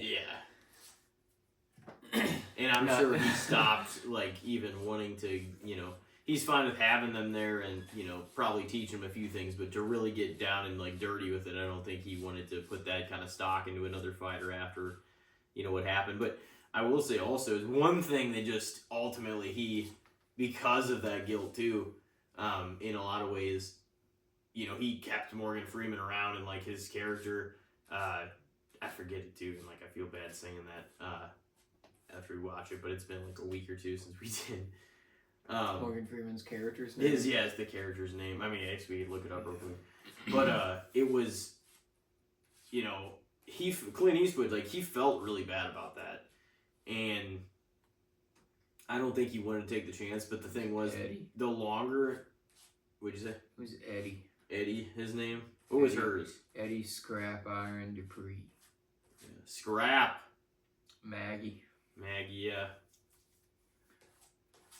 Maggie Fitzgerald. What was the name they called her, though? What was her, like, boxing nickname? What I was gonna say is, like, I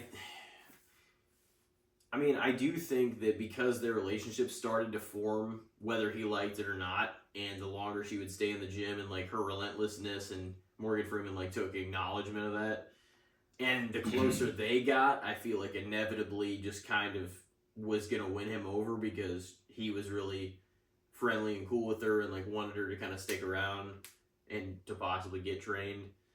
And of course, like he kept him, Clint Eastwood kept him around because, the whole incident. So it was, I don't know. It was like I really feel like he kind of, like a lot of the films, especially in his older age, like as the edges soften around him and he's able to like, welcome people and take them in, like this kind of stuff like often happens in some of the movie, some of that stuff too. But like $1 Million Baby, it's just like, damn, because it's once it hits that point and you see how ungrateful her family, was, let alone the incident that actually kind of ended it for her. It's like, oh my God. But even they were saying like, that's what she wanted to do, and she got to live it and make quite a bit of money in a short time, even if this is not ideal, which is like tough, because whenever you get towards, the last like 45 minutes of the movie, 30 minutes, however long, and it's just, she's just like sitting in the bed like the whole time, you're like, man, this would be just no way to live. And yeah, she literally was like a complete break, just dude, like no hope to And the boxer fucking didn't do it. Didn't do it in the fight. No, she fucking after the round ended. It was like a complete cheap shot. Yeah, that was bullshit. It's like if that happened for real, it's like, one, you're probably banned from the league. Oh yeah. 2, you're gonna lose everything. You might really be facing criminal charges. Yeah. I'm sure that would be a huge case if like, yeah, if that happened with like today's spotlight and shit, and like somebody did it after the bell and like actually did that, yeah. Because like you're vulnerable. It's like once you think it's over, you're not gonna be in fight mode. Like you're just fucking chilling. I mean, it was that like that one was that Quentin Rampage Jackson, his son. You saw that shit, that stuff that happened at that independent show where he like got involved. He was supposed to have a segment where he got involved, but he got mad at the wrestler because earlier in the show the wrestler like or he like threw something at him or did something to him, like smashed a can on him to like get heat because he was gonna be getting involved. I guess, but he hopped the barricade and like got in and did his thing, but he picked him up, like, not safely at all, spiked him into the ground, like, onto his head. Oh my. And then just unloaded, like, hit him in the face, like, 19 times or some shit like that. Like, put him in the hospital for a long time. Like, he, like, lost teeth and, like, broke bones in his face and all this shit. And it was like... Did the jump the guardrail beat the hell out of him? It was, yeah, like Quentin Rampage Jackson's son. Like, it was a big case. Like, it's still kind of going on. Maybe I did. Maybe someone passed me by, though. I'm not sure. So, yeah, that's fucking wild. It's like... And that was just... Like, that, I don't know why that just kind of made me think of that, just because it's like... Yeah, that's spotlight in the modern day. And that makes sense. Yeah, it was like... Because, you know, it's an independent wrestling show. Like, it's not like they have the legal paperwork and requirements that you get at, like, WWE or I'm sure even AEW and stuff like that, where it's going to be, like, a televised event. High security and shit. Like, it's just... Literally, the only reason that it stopped was because one of the wrestlers that was in, like, this battle royal or tag team match or whatever was going on, like, got back in the ring and freaking jumped on top of the dude, Quentin Rampage Jackson's son. He, like, jumped on his back and, like, put him in a headlock and, like, yanked him off and shit. And they kind of got into it for a second, and then they got a bunch of people in there. But it's like, even in my head, I'm like, okay, well, it's cool that the wrestler got in there and did that. But that, like, none of the security the referee, I don't blame you. It was probably just some dude they fucking decided to throw the shirt on that night. But, like, it's kind of scary when you think about it, the, like, minimal security that these men and women gotta have out here, like, these amateur wrestlers, you know? That something like that happened. What was it that... I gotta look up even the incident. Freaking Psycho Stu, I think maybe the guy's name was. Psycho Stu. What is that, like a stew with some eyeballs in it or something? Yeah, Psycho Stu, and it was Raha Jackson. Was the guy that I mean, basically attacked him. He said that he's done. But his in-ring time is over. I mean, I would imagine. I don't blame you, buddy. And you know what was really shitty, too? Is I heard that it was like, this guy, he was just like a normal guy. He was like a family man. He had like a wife and a kid and stuff. And he just like got into wrestling because he was a big fan. And he was a veteran of like the Gulf War. It's not like he like had planned to make it big. he was just like a veteran of the. He was already a little older, but he was like a veteran of the Gulf War or the Iraqi War. It was like it was one of the recent wars, but he said that it just kind of like helped with PTSD, like just stuff that he dealt with from there, just kind of like focusing on this hobby and whatnot. And like this happened. I'm like, man, of like all the people. Yeah.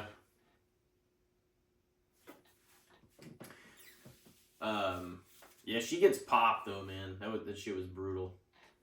Yeah, that was definitely a rough scene in that movie because it was like I knew coming into that movie that it kind of had a. And would she fall on that stool? It was sad that somehow $1 Million Baby turned sad, but I didn't know how. And yeah, it was just so sudden like that. Yeah, she got hit like in the side of the head. And she was walking back to the bench, yeah, and then she like fell over, and the stool was already in there because the round was over. Yep. They didn't get it pulled out fast enough, and they just had it pulled over because they were about to pull it out of the ring, and she fell in like the corner of it on her neck. Done. Yeah, that'd be horrible. And it was just that quick, too. It's like she was, like, on top of the world, too, because she was whooping everybody's ass. And that was the only reason that girl hit her after the round is because she had her that round. And she started to, like, figure her out. And she was wearing her out and starting to get the upper hand and beat her. And that girl knew she was in trouble. She was a hothead and she fucking cheap shotted her. Yeah. Yeah. It was a good movie though. Called him boss all the time. Quit calling me boss. I'm not your boss. But I mean, you know, kind of towards the end, whenever she was like, basically begging him to do it for her, and then he's just like, he's like, I'm not gonna do that, you know. And then it's just like I forgot about that part too, where like I was like, I think that's eventually what happens. As we were watching, because that was only my first time in at least a few years. So when that happened, I was like, you know, maybe he's just gonna do it. And then I didn't even recall that she like after that, and he, you know, she was just that miserable. She's like, you know, the only thing she could control was biting her tongue and just trying to end it, you know. And then that's whenever you realize, like, how nasty that was and just seeing the blood everywhere in her face. And he's just like, fuck, like, this is really miserable for her. You know? Yeah. That's just such a tough kind of even thing to think about. So it's like, it's brutal. Like, you want to feel like there was some sort of light at the end of the movie, but it was rough. And I guess the acknowledgement and her knowing kind of like what, before he did pull the plug and before she did bite her tongue, how she was saying, like, I got to do those things. She was even saying that to him. Like, I would just be doing what I was doing. And, like, she's like, I at least for a while got to live my dream, like, what I wanted to do. It wasn't going to get better than that, per se. It's like, I mean, it was kind of ugly, though, too, because you had to see how, like, harsh her family was. And she came in and they were talking about, they're like, you need to sign this over to us. Fuck no. Why would I do that? Yeah, her family was the worst. Like, she bought him a house, and they're like, well, how am I going to keep getting my welfare? Yeah. They were ungrateful as fuck. It's like, she's the only reason if they find out about this, I'm not going to get my Medicaid no more. Yeah, my welfare check or something. I think that's. And she was like worried that she wasn't gonna get her like pills from the pharmacy anymore, and she wasn't gonna get her check from the state anymore. And it's like, well, maybe if you weren't the biggest bitch in Arkansas or wherever the fuck she was from. I forget what state this I might give you a little more money and you wouldn't have to worry about fucking getting a check from the state anyways. But you're a piece of shit. That's why I left anyways. Yeah, like, Clint Eastwood's character just is like biting his tongue, like trying not to get involved in the family drama. And then when he did try to step in though in the hospital, she like kind of told him to get out. So she did, and then but it was cool because like she's like respectfully, she's like, this isn't any of your business. But she just wanted to get rid of her own way also, because she just still told her off. She just like maybe didn't want to do it in front of him, but she knew what they were doing. Yeah. Came there from like Disney World or whatever. After they watch him, like it's like even if she signs it over, it's like they're probably not even gonna come back. They're gonna get that, and then they're gonna be like, oh well, brutal. But yeah, I mean, at the end of it, just that little, he went back to the place like she was waiting at and everything, and had a piece of, I guess, key lime pie or whatever he said he liked, lemon pie. I think it was lemon, actually. So it's kind of like a little sweet note of he did that because, she worked there and stuff, and that's something that he liked that she made for him. So, but it's just hard because it's like, the Iron Claw. You're like, man, it wants to just, ooh. So it's like you can watch that movie back and appreciate it, but it definitely takes you on an emotional kind of downturn in a lot of ways too, but it doesn't, it's just, hey, they're not all happy endings, folks, They're not. And a lot of the great ones aren't. Yeah.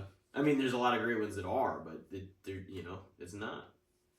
It's not always realistic. I know. It's not always the happy ending. I think I appreciate that with films sometimes, though. There's some films that I really like that, don't end great. Sometimes that's just, it fits the vibe of what the story is. Like, $1 Million Baby did not necessarily have to go that way at all. But we've also seen the boxing story where it goes the other way plenty of times. Yep. We haven't seen that one very much. Not quite like that. Yeah. So yeah, it was good. It was an emotional journey though.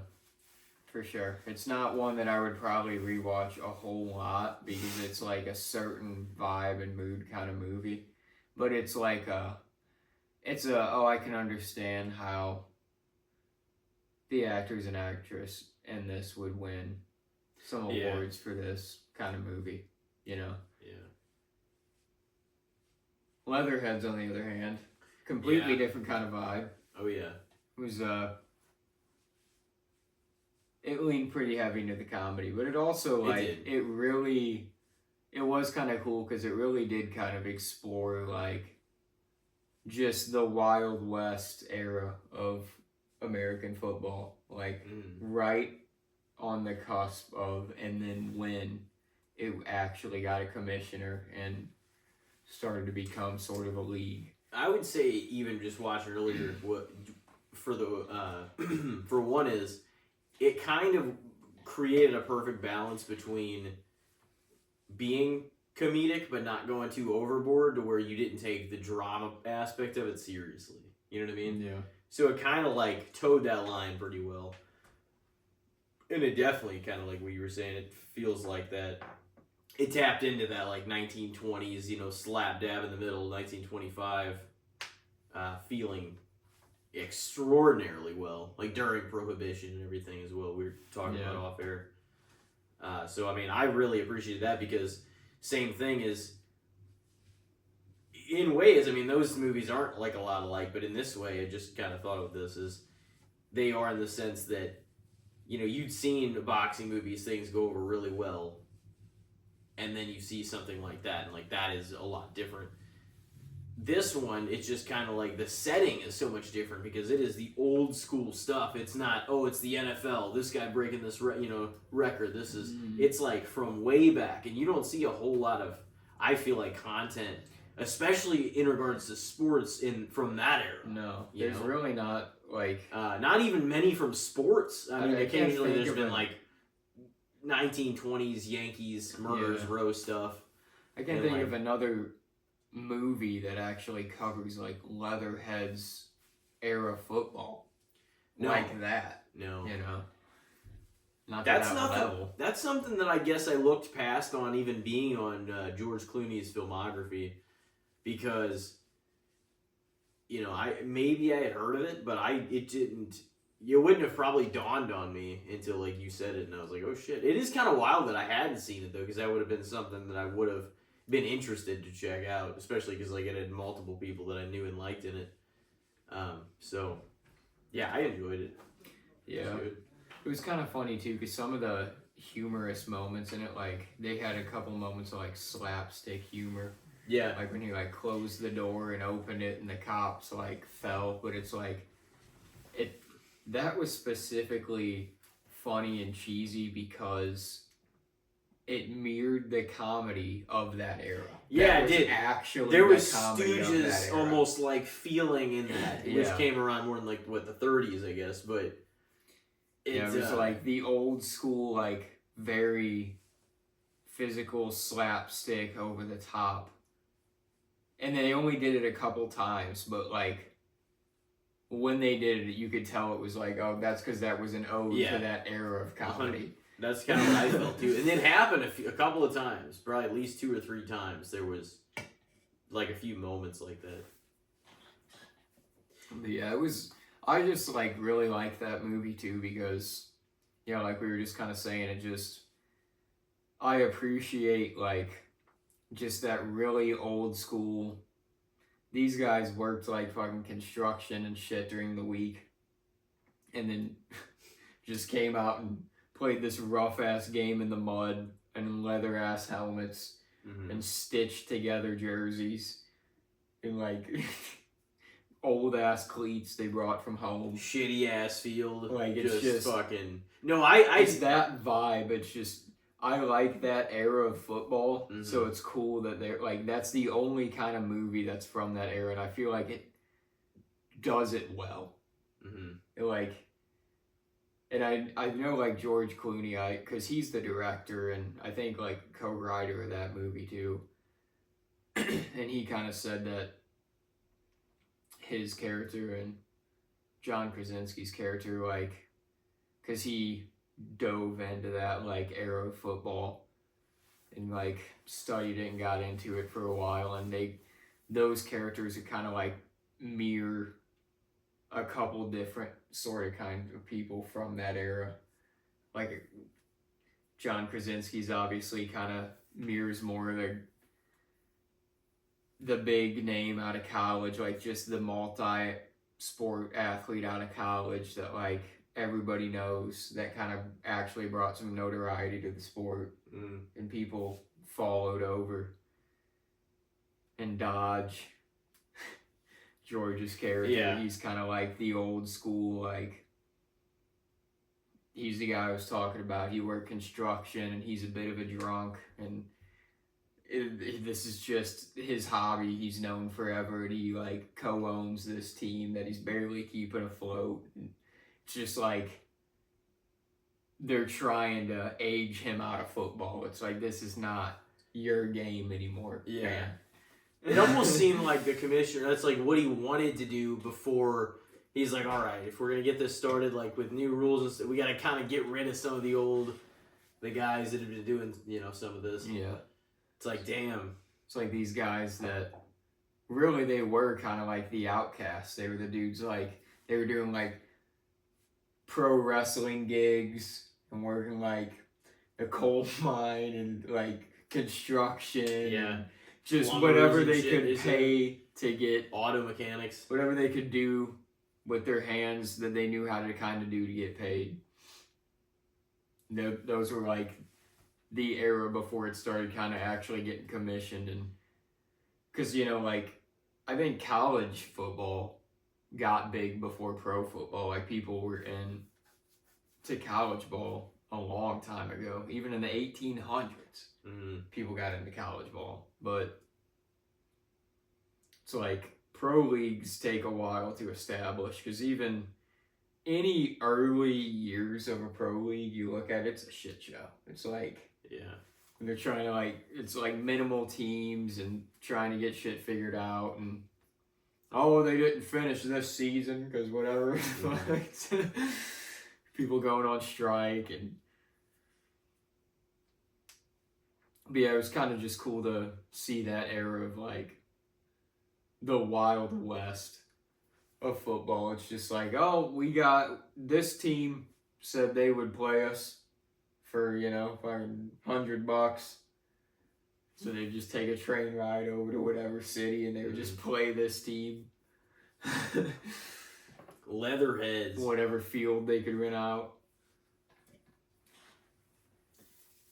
Yeah, that was fun. That like it was of an era that you never really get to see much of, especially in sports in general. I mean, there has been some baseball stuff made around that time. Not even much of that, but like I can't really think of too much, especially like when you see, you know, whenever like I can't even really think of a time I've seen like leather-headed, you know, with the leather helmets in any sort of in a film.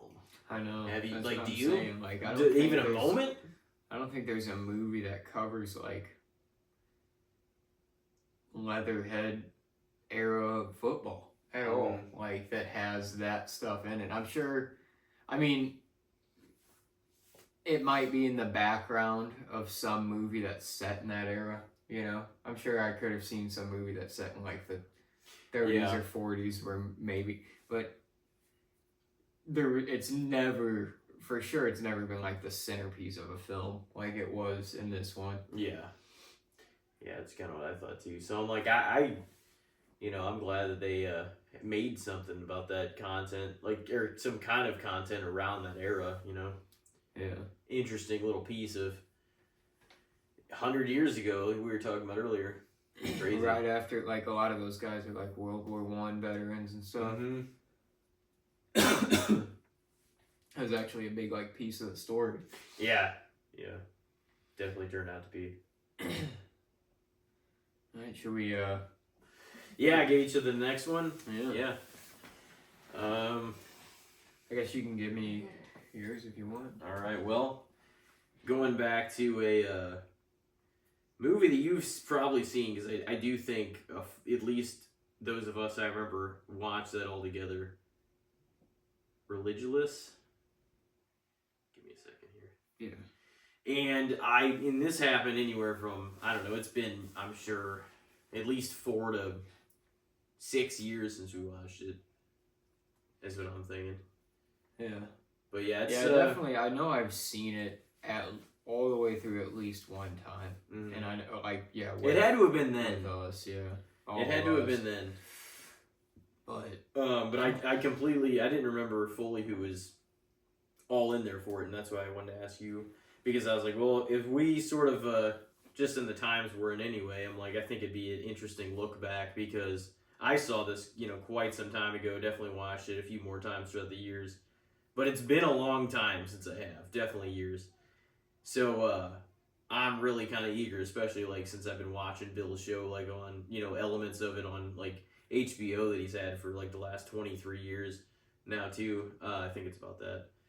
And sometimes his podcast as well. So I'm like, it'd be fun to even throw that out there, because we had only watched it the one time together, and you know, in light of a lot of it, it's also like pretty funny, and it's like that sort of travel journey doc we were talking about.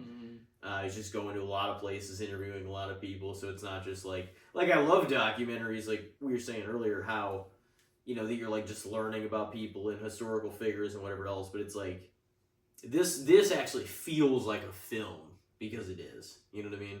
But it's also like that element to it. Yeah.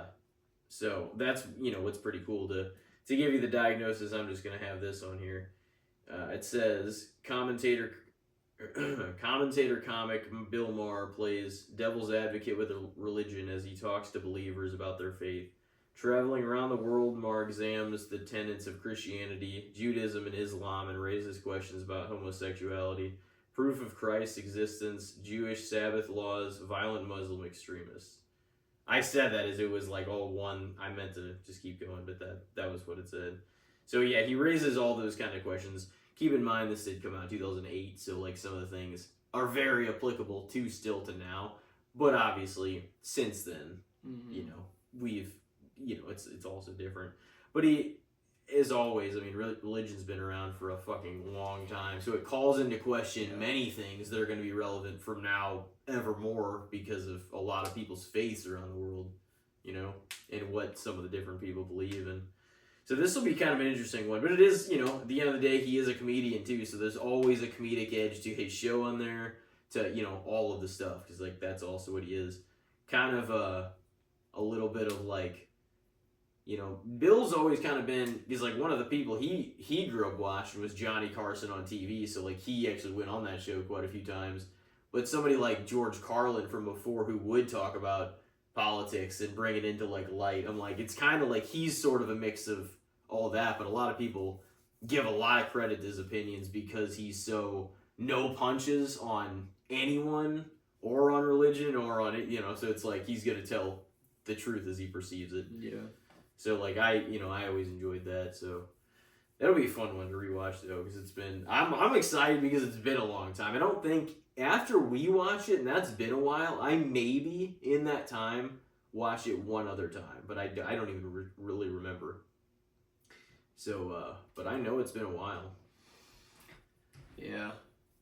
So I think I know I've at least seen it once, but yeah, it's probably been 5+ years. Yeah. So he puts a lot of historical notes and points and stuff in it as well. It's like very. He definitely like flushes it out and brings a worthwhile watch, I would say, for everybody. It's a fun one. It makes you think about a lot of shit too.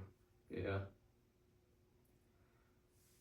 Well, that'll be an interesting kind of change of pace. It will be, yeah. I don't think that's been, out of the movies that I was selecting, I'm like, we haven't really had anything like that on here before. But we have given each other quite a different array of movies over the years. Yeah. Well, mine is also, I guess, kind of a bit of a change of pace, but on a much different scale.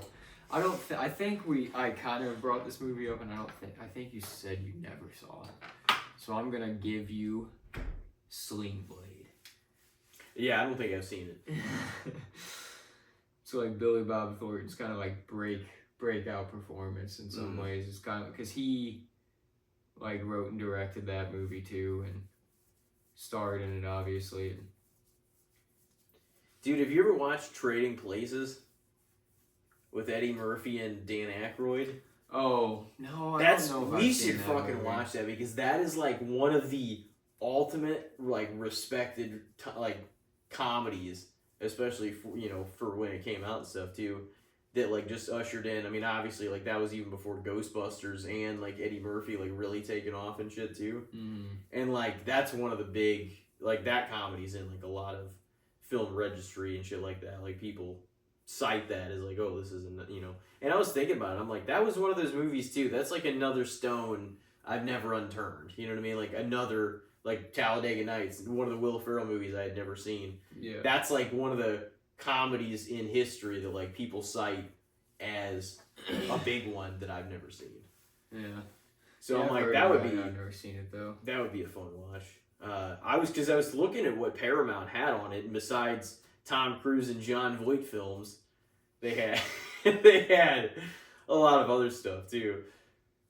But Tom Cruise. Yeah, you said they had a lot of those guys. They did. There's some Tom Cruise movies I really want to see, so I'm going to watch a few of them. But as I move along through some of the great directors lists here, there's some Scorsese movies I really want to watch too. So we'll see. I'm also gonna get started on obviously the Christmas list here soon. Yeah. Speaking of Billy Bob, we have to get back to that anyway. I don't know if I've seen Bad Santa, but I don't think I've ever put it on a list, so I might have to. Oh, yeah, I've put it on. I might have to watch it this year. Yeah, it's a vastly different role than this one. That's what was kind of cool about Sling Blade too. Is it's like it's not Billy Bob. I mean, it is, but it's like it's him being like a character. You know, like he's doing a full-on voice and face, and like he's playing another dude. You know. Yeah. So the overview is mentally disturbed Carl Childers, that's Billy Bob, is released from the mental hospital where he has spent most of his life after murdering his mom and her lover. He soon forms a bond with Frank, a boy whose father committed suicide. When Frank's mother Linda lets Carl stay at their house, her cruel boyfriend Doyle, played by Dwight Yoakam, tries to get Carl removed. Determined to protect his friend, Carl devises a way to save Frank from years of Doyle's abuse. So it's kind of an emotional journey in a lot of ways, because it just deals with like, you know, just a group of like real people from Arkansas, and like the kind of these family dynamics, and this guy who's like mentally challenged and has a lot of people have these bad look on him because of his past and what he did, and like this lady's with this shitty dude that's abusive, and he forms a bond with the boy, you know. So it's just like a regular people kind of story, but it's pretty damn good. It's well acted, and like I said, it is kind of like the Billy Bob show, you know. Yeah. That character is just so iconic, and it's so funny too, because nobody ever like thinks of Carl when they think of like that movie. Like they just describe that character as Sling Blade. I remember when Sling Blade said that line. It's like, it's not the character's name. It'd be insane if that guy's name was Sling Blade. That's just like an element of the movie. A line that said Sling Blade. Well, yeah, that's another interesting pairing there. Yeah. Sling Blade and Religulous. I'm trying to think of the other ones you gave me. The Ballad of Buster Scruggs, right? And you gave me Dolomite. Oh yeah. That was another one. So Dolomite, The Perfection, Buster Scruggs. Those were 3 of them, and there's probably at least 2 or 3 more. And then all the ones recently. Been on a bit of a run here. We have with them. Because the one break even we took, it was like almost unnoticeable because we like bounced right back with it, and then you know. Yeah. So obviously, be reviewing those ones on the next episode, talking them through. It'll be Christmas time, a little more than it is, I guess, right now. I mean, it would help if it wasn't 70 out still, you know. Yeah, I mean that's usually kind of how November goes, though. It's got like cold streaks and then still some warm streaks. Yeah. It's nice, but it's been weird. Today was tiring as shit, man, because it was like gloomy as fuck all day. Well, anyway, we are not going to put you to sleep. But anyway, next week we'll be reviewing those ones. Next episode, next solo. Yeah. And I think it is time, before we wrap here, to throw at least a few good, the bad, and the shits out. Why don't we do so? Do you want me to go first here? Yeah, you can. What's your take on going to see a movie like at the theater early in the day? By that I'm thinking like before 3:00. Because after 3:00, that's when the theaters start. Like people start getting out of work more for the later showings. Like the 4:00 show, like school's out. Mm-hmm. So that's when people are more likely to commune. I don't think there's anything wrong with it. I mean, from time to time, like I'll see something, especially like if I'm off or get off early or whatever. that like an early time is a little cheaper and it'll just be, maybe that sounds like cool to do. But what I would say also is I sort of like, and maybe I'm making it more embellished than it needs to be, but I also just like to soak up the joys of life in that sense. So like, going to opening nights and like the movie or like when something big comes out being like the main thing and being like, all right, this is what we're all gonna do on, opening night Thursday night at 6:30. You know what I mean? And it being like this is like a late fucking, this is kind of like, oh, it's not like the end of the night, but it's sort of the culmination of like, let's see this before anybody else sees it. This is the night to do it. You know what I mean? So, I mean, I love seeing stuff for the first time then. I don't always have to see everything opening night. Actually, it kind of sucks because I'm like, damn, I've seen a lot of shit this year, but I've only seen 3 or 4 opening nights.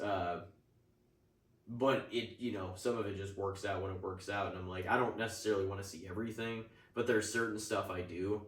Because some of the big pop culture stuff, especially because I want to have an opinion on it before everybody fucking does, and I see something that's gonna, influence that opinion.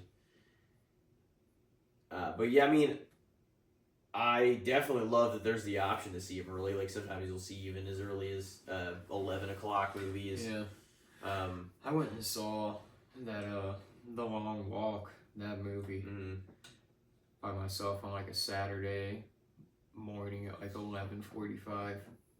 Like it was pretty chill. Like some days too when I'm off like early, and it's like a weekday.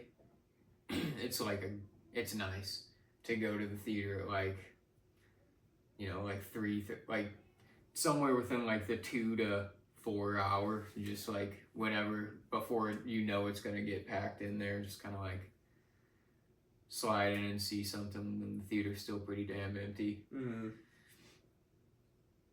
It's convenient too, because just living close, you can just kind of like pop in and pop out. Yeah, it's not really any too much excessive time other than that. I guess I don't have very much either. But yeah, Ronnie's fucking, it's the golden goose, man. Yeah. It's the big fucking theater. It's got the IMAX, it's got 20 theaters. We've seen so many big movies there over the years.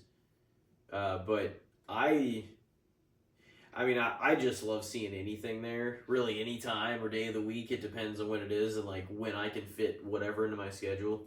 I love seeing the opening night. So like my ideal premiere for something I really want to see is an opening night showing from like, we've seen them pretty early before, but especially from like that 5 to like 8:30, whatever range. Like just seeing it early.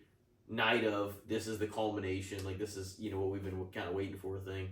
I just love it being the sort of the epicness of being one of the first to view it, you know what I mean? Yeah. And so like that'll always be, but there's no like wrong way to see anything or any time of day. Like I have nothing against seeing them early, because sometimes I'll just fit stuff in when I can, and I'm like, oh, I haven't seen this yet, I missed opening night already anyway. I'm like, might as well see it on Cheat Tuesday, fucking. Yep. You know what I mean?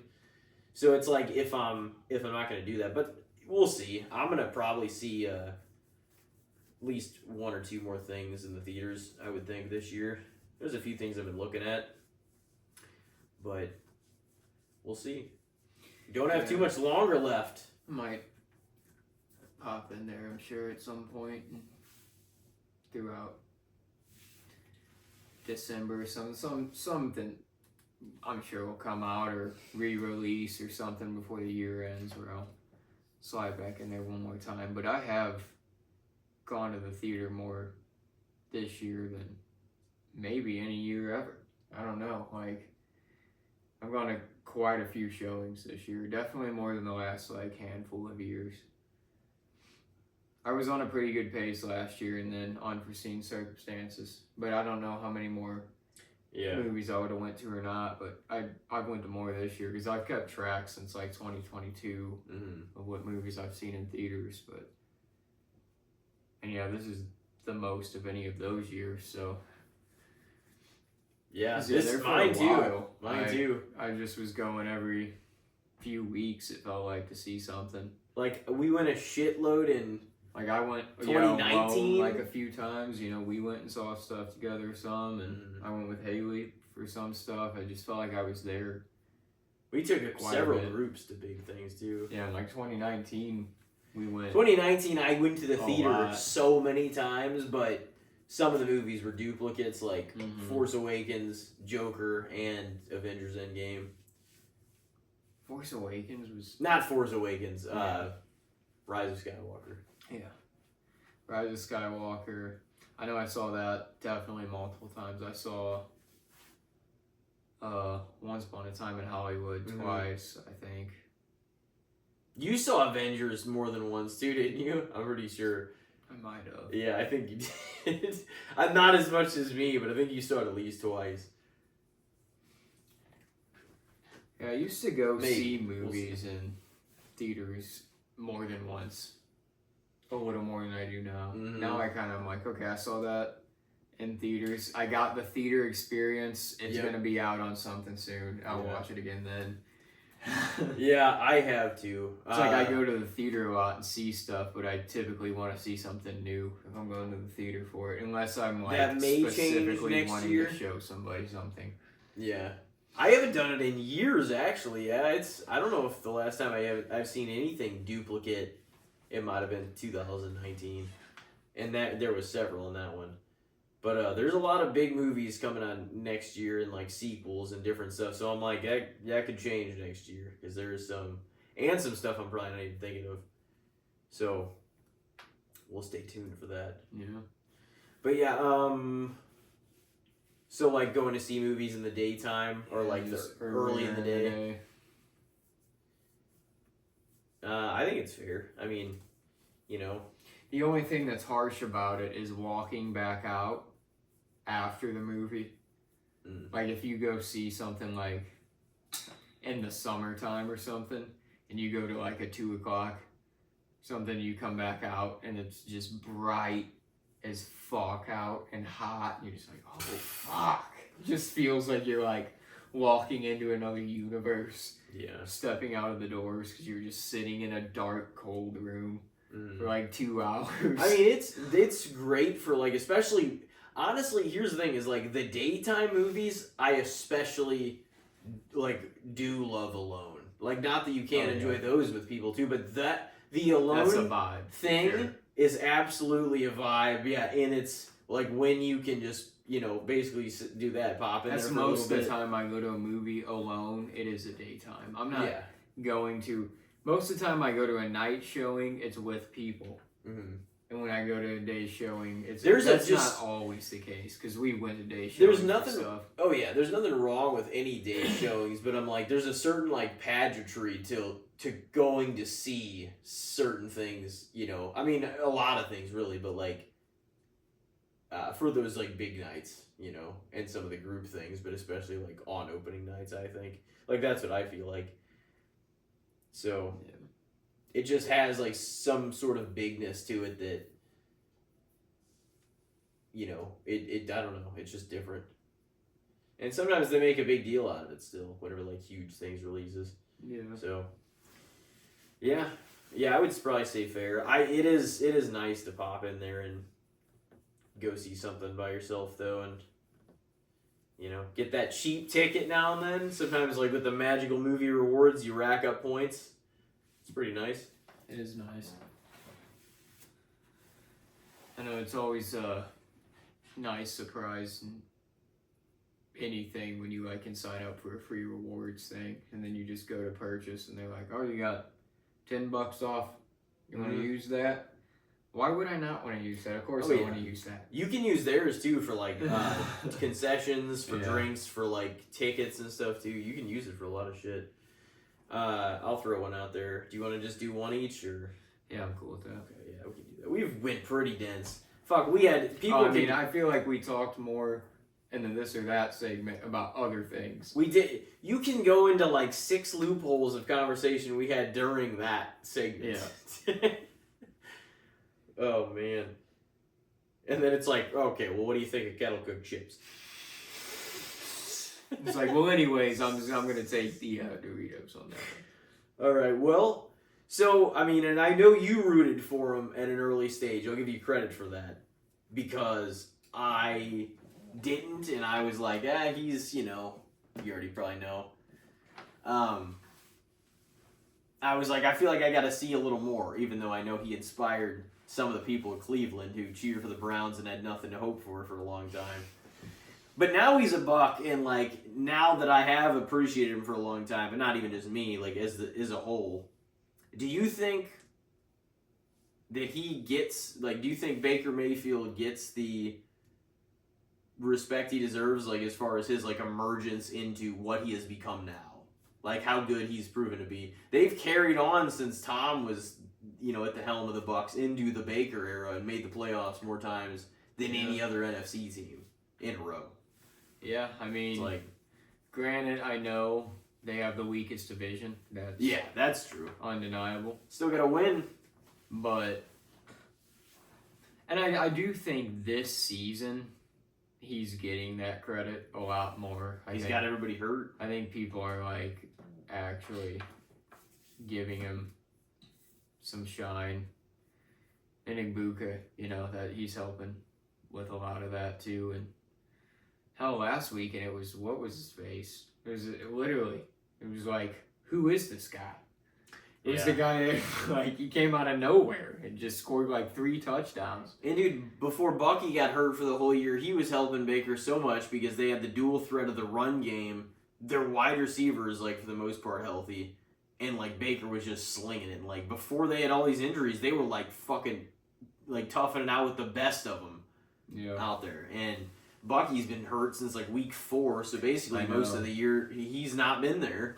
It's been a banged up squad for sure. And then, they got Godwin and Evans back very shortly. And then they got shelved again. Godwin will probably be back soon. What they've been able to do with the amount of injuries is pretty impressive, though. Hopefully, like, they can keep, they can get back on a winning streak. Yeah. I've always been a Baker supporter. I mean, I don't think I was never one, like, there's definitely a time on this segment where I would have been like, oh, he's definitely underrated. Because there was a time where I thought he wasn't going to get another chance. Mm-hmm. Like, I thought the Browns kind of canned him whenever the Browns looked the best that they'd looked since I'd watched and seen the Browns. Yeah. And it's like, okay, we're done with you. You made the playoffs. We won 11 games. Get out of here. Yeah. Even though they had no expectations and no hope for such a long time.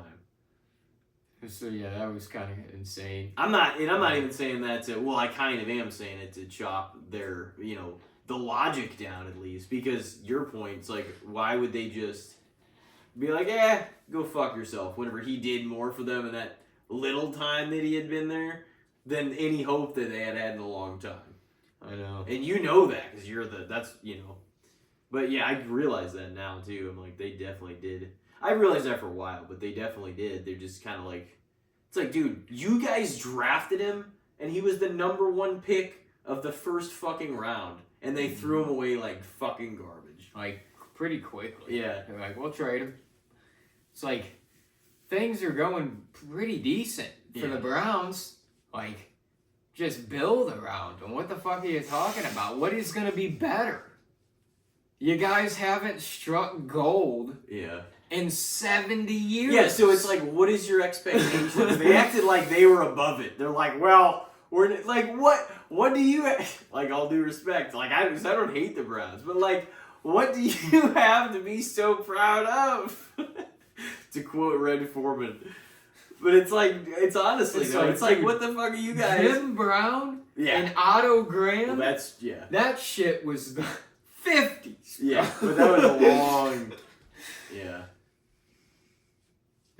It's like just been kind of like for them strikeout after strikeout after strikeout. It's like, okay, in the 80s, Bernie Kosar, the Cleveland Browns fans, they got behind that guy, and they were a middling team.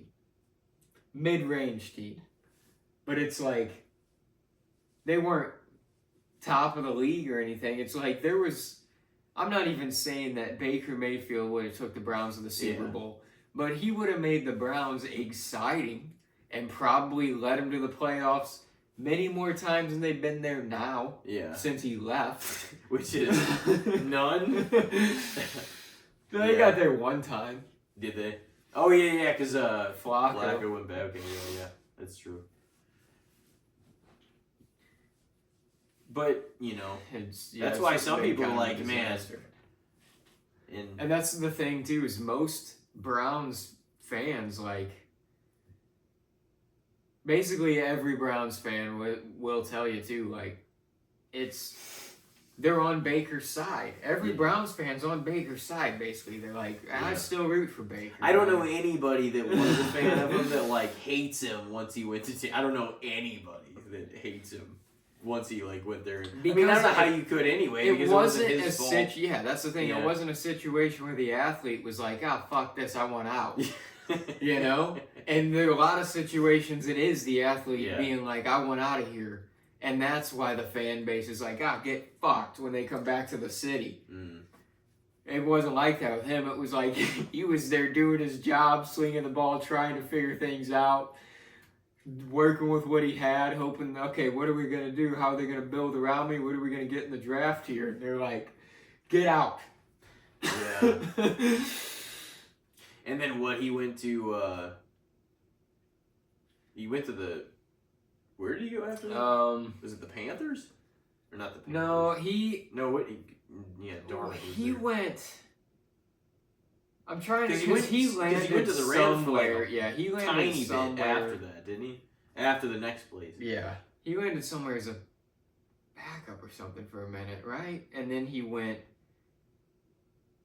got signed because he kind of became a free agent at the deadline because they were like, okay, we're not going to pay this or whatever. And then he got picked up by the Rams for like a game. Mm-hmm. And he completely balled out in that game. And that's why the Panthers are like, okay, we'll take this guy. And he like did well enough for them to be like signed to a contract. And then it did not work out at all. And then they're like, okay, get rid of him. And once that happened, I was like, Baker might be done. Yeah. I don't know if he's going to get a chance to start on a team again. And I kind of was worried about that. And that's the thing, I like the Panthers too, but I was kind of worried about that even when he went there. I'm like, I don't know if this is going to work. And if this doesn't work, I don't know if he's going to. Because I've seen it happen in the NFL so many times where there's players that I have liked and enjoyed and been like, I'm rooting for this guy. And then, like, it just doesn't work. Or, like, dude, like RG3. I was so into RG3 when he was, like, having his heyday. And his was such a disaster, too, because it was, like, the Redskins were good. And it was... I wasn't even, like, a big Redskins fan, because I liked the Cowboys, but, like, RG3 was just cool, because he was kind of like a Michael Vick. Like, he could throw the ball, but he ran, and he could make moves. He was kind of like a running back in ways, too. Like, he was just crazy. And then he had a horrible, like, snapped his leg. Like, just, like, folded that thing. He was never the same. Yeah. That's what it takes sometimes. That's it. And it's like, that was, again, on that FedEx field, freaking, the Redskins field, bro. Their field has been around forever. And there's just been, like, so many people that have had, like, career-altering injuries on that shit. Yeah. Like... Because it's native land. It remains untouched. It might be built on a burial ground. They can't make it better. They can't fuck with it. No, I'm fucking around. Maybe, I don't know. Who knows? I mean, they're building a new one now, so... Yeah, well, we'll see. On top of the new... It's like, not on the same ground, I hope. Yeah. No, man, we need to have this reserved for people to break their legs. They had a part of the stands, like, part of the railing fell at the FedEx Field, like, a handful of years back, too. Like, 2018, 19, something like that. Like, the railing snapped. And these people just fucking fell right over that shit. Oh, God. People got hurt. Dude, fucked up. That reminded me of, who is that fucking hitter in, like, the early 2010s or whatever? Corey, my brother would know immediately who I'm talking about. But I'm not gonna be able to figure it out either. Josh something. He like slapped the fuck out of a ball and like or maybe he was gonna throw it to him or something, and like a fan reached over too far to grab it, and the fan like fell to his death, and then that like fucked the baseball player. I kind of. What was it? It was Josh somebody. Was he like a Ranger? Yeah. Yeah. I do know what you're talking about. Because I kind of remember that happening. Yeah, but yeah, you know what I'm talking about. Yeah, that just instantly came to mind. Hamilton? Was it Hamilton? Yeah, it was Josh Hamilton. That's right. Hadn't thought about that dude's name in a decade. But, damn. Yeah, that was crazy, too. Just, like, something like that happening. Mm-hmm. I mean, and he kind of, like, wore that for a while, but it's just like, dude, it's like, either play baseball or don't, though. It's just like, you can't be... Beck, I'll tell you what, I'm not throwing a baseball to a fan anymore. Yeah, no, you don't have to, but he'd be like, well, I got it. And it's just like, okay, but take your time or come back, but don't, like, you know, play the in-between fucking game on it. It's like, what are you doing? Like, your team either... It's like, if you're going through some shit and you need to take some time off, take it off, but, like, don't play the game where, like, oh, you're going to come back and then leave for a while, and then... He probably kept coming back, like, he was probably one of those dudes that was trying to be too much of a man about it, being like, oh, I'm good. And he came back and then he just was not ready to be back. Because I just remember that being a big, and being a big thing, just him not playing. And then he would, like, excel whenever he was there, but then, he was just, I'm sure it was that. I don't know if he had some other stuff going on, too, but, man. All right, well, wait, we're talking about Baker? Yeah, just his... Yeah, I would say his emergence into who he is now, basically 2025 Baker, like, do you still think, is he underappreciated, underrated, fair? Does he get the acknowledgement and the respect he deserves? Yeah, it's kind of funny. Do you think it's, I don't think you're going to say overrated, but... Yeah. Or people talk him up too much? I think it's leaning more towards the fair side now, but it's still probably slightly underrated. Because I think it's people still quickly ship off Baker Island. Yeah. Like, or once he has a bad game, they're immediately to point to. They're like his credit. Nobody's saying he's fucking perfect. So. Yeah, but it's like now, for example, the Bucks. They've lost a little bit more here recently, and it's really the Baker hype has really quieted. Yeah. And there's not all his fault. There's not all quarterbacks get that treatment. Like, a Burrow, a Mahomes, an Allen, a Lamar Jackson, like, these kind of guys, they're sort of granted a certain reprieve where it's like, okay,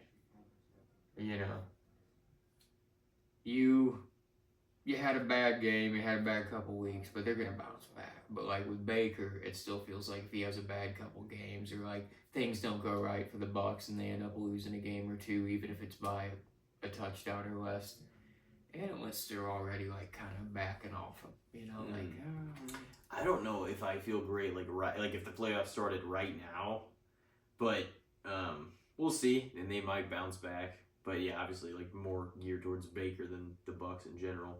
But I mean, obviously now, he's their guy, and yeah, you wish certain. It's so much about when you have your players coming back and when you get healthy and or hot at the same time. I know, and they're not gonna be fully the Buccaneers squad they want to be at all this year. Dude, even getting Bucky back would be great, but I thought the last 4 weeks he had a chance to come back, and he's still not come back. My dad, dude, he hasn't been fantasy, and he's been so pissed off. I was so happy with him watching Bucky and Baker the first few weeks of the season. It was tremendous. It was the best watch on TV when they were there. And Emeka Egbuka too, his breakdown at the beginning of the year was crazy. And then it just very I mean, I've still been paying attention to them, of course, but it just very kind of deflated real quick because just the injuries were not sustainable. I mean, it hasn't fully collapsed or anything either. I'm not trying to say they've still won some games, but it does hurt, especially when the players you lose are critical players to the scheme you got going on. That's football too, man. It seems like there's always a couple teams every year too that really get hit. Mm-hmm. That really kind of get fucked over. Obviously the 49ers this year have just suffered a crazy amount of injuries. And then you have teams like the Bengals where it literally is Joe Burrow went down and it's this team, they're fucked. Mm-hmm. Yeah. And somehow they're still potentially in the race. If he was to be able to come back within the next week or two, they might actually still be able to stand a chance if he could go on an immediate run. That would just be because this is always a situation they're in where they're playing from down to get back in it too. And I mean, because Lamar and the Ravens, I mean, they're trying to climb back from behind too, because they've suffered at the beginning of the year 1-5. It might be 4-5. It might be more likely that they get in than Kansas City at this point. Who? For the Ravens. Oh yeah, it definitely is because they're on a hot streak. Mm-hmm. And the rest of their schedule is not. Dude, if Kansas City suffers a loss to the Colts this weekend, that's gonna be rough. I'm interested in that game. That's gonna be. Kansas City games, and we're both not necessarily haters of them, but not lovers of them. But they no doubt just have some must-watch TV still. It's just because it's a lot of there's big games. Because a lot of their matchups are very intriguing. Because if it's this Chiefs are the measuring stick team, too. Yeah. If it's a good team, it's ooh, they just are. Can they do it? Yeah.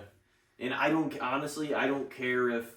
And I realized the Eagles were better than them in the Super Bowl, and the Eagles won the Super Bowl. But, I don't think anybody would dispute Kansas City still feels until they're completely taken out of it, they're still the team that everybody's trying to... They've dominated the last, 5 to 10 years, Yeah. 5+ years at this point. So, it does feel being able to beat them is a big marker. Because now they have everybody healthy. They've had everybody healthy.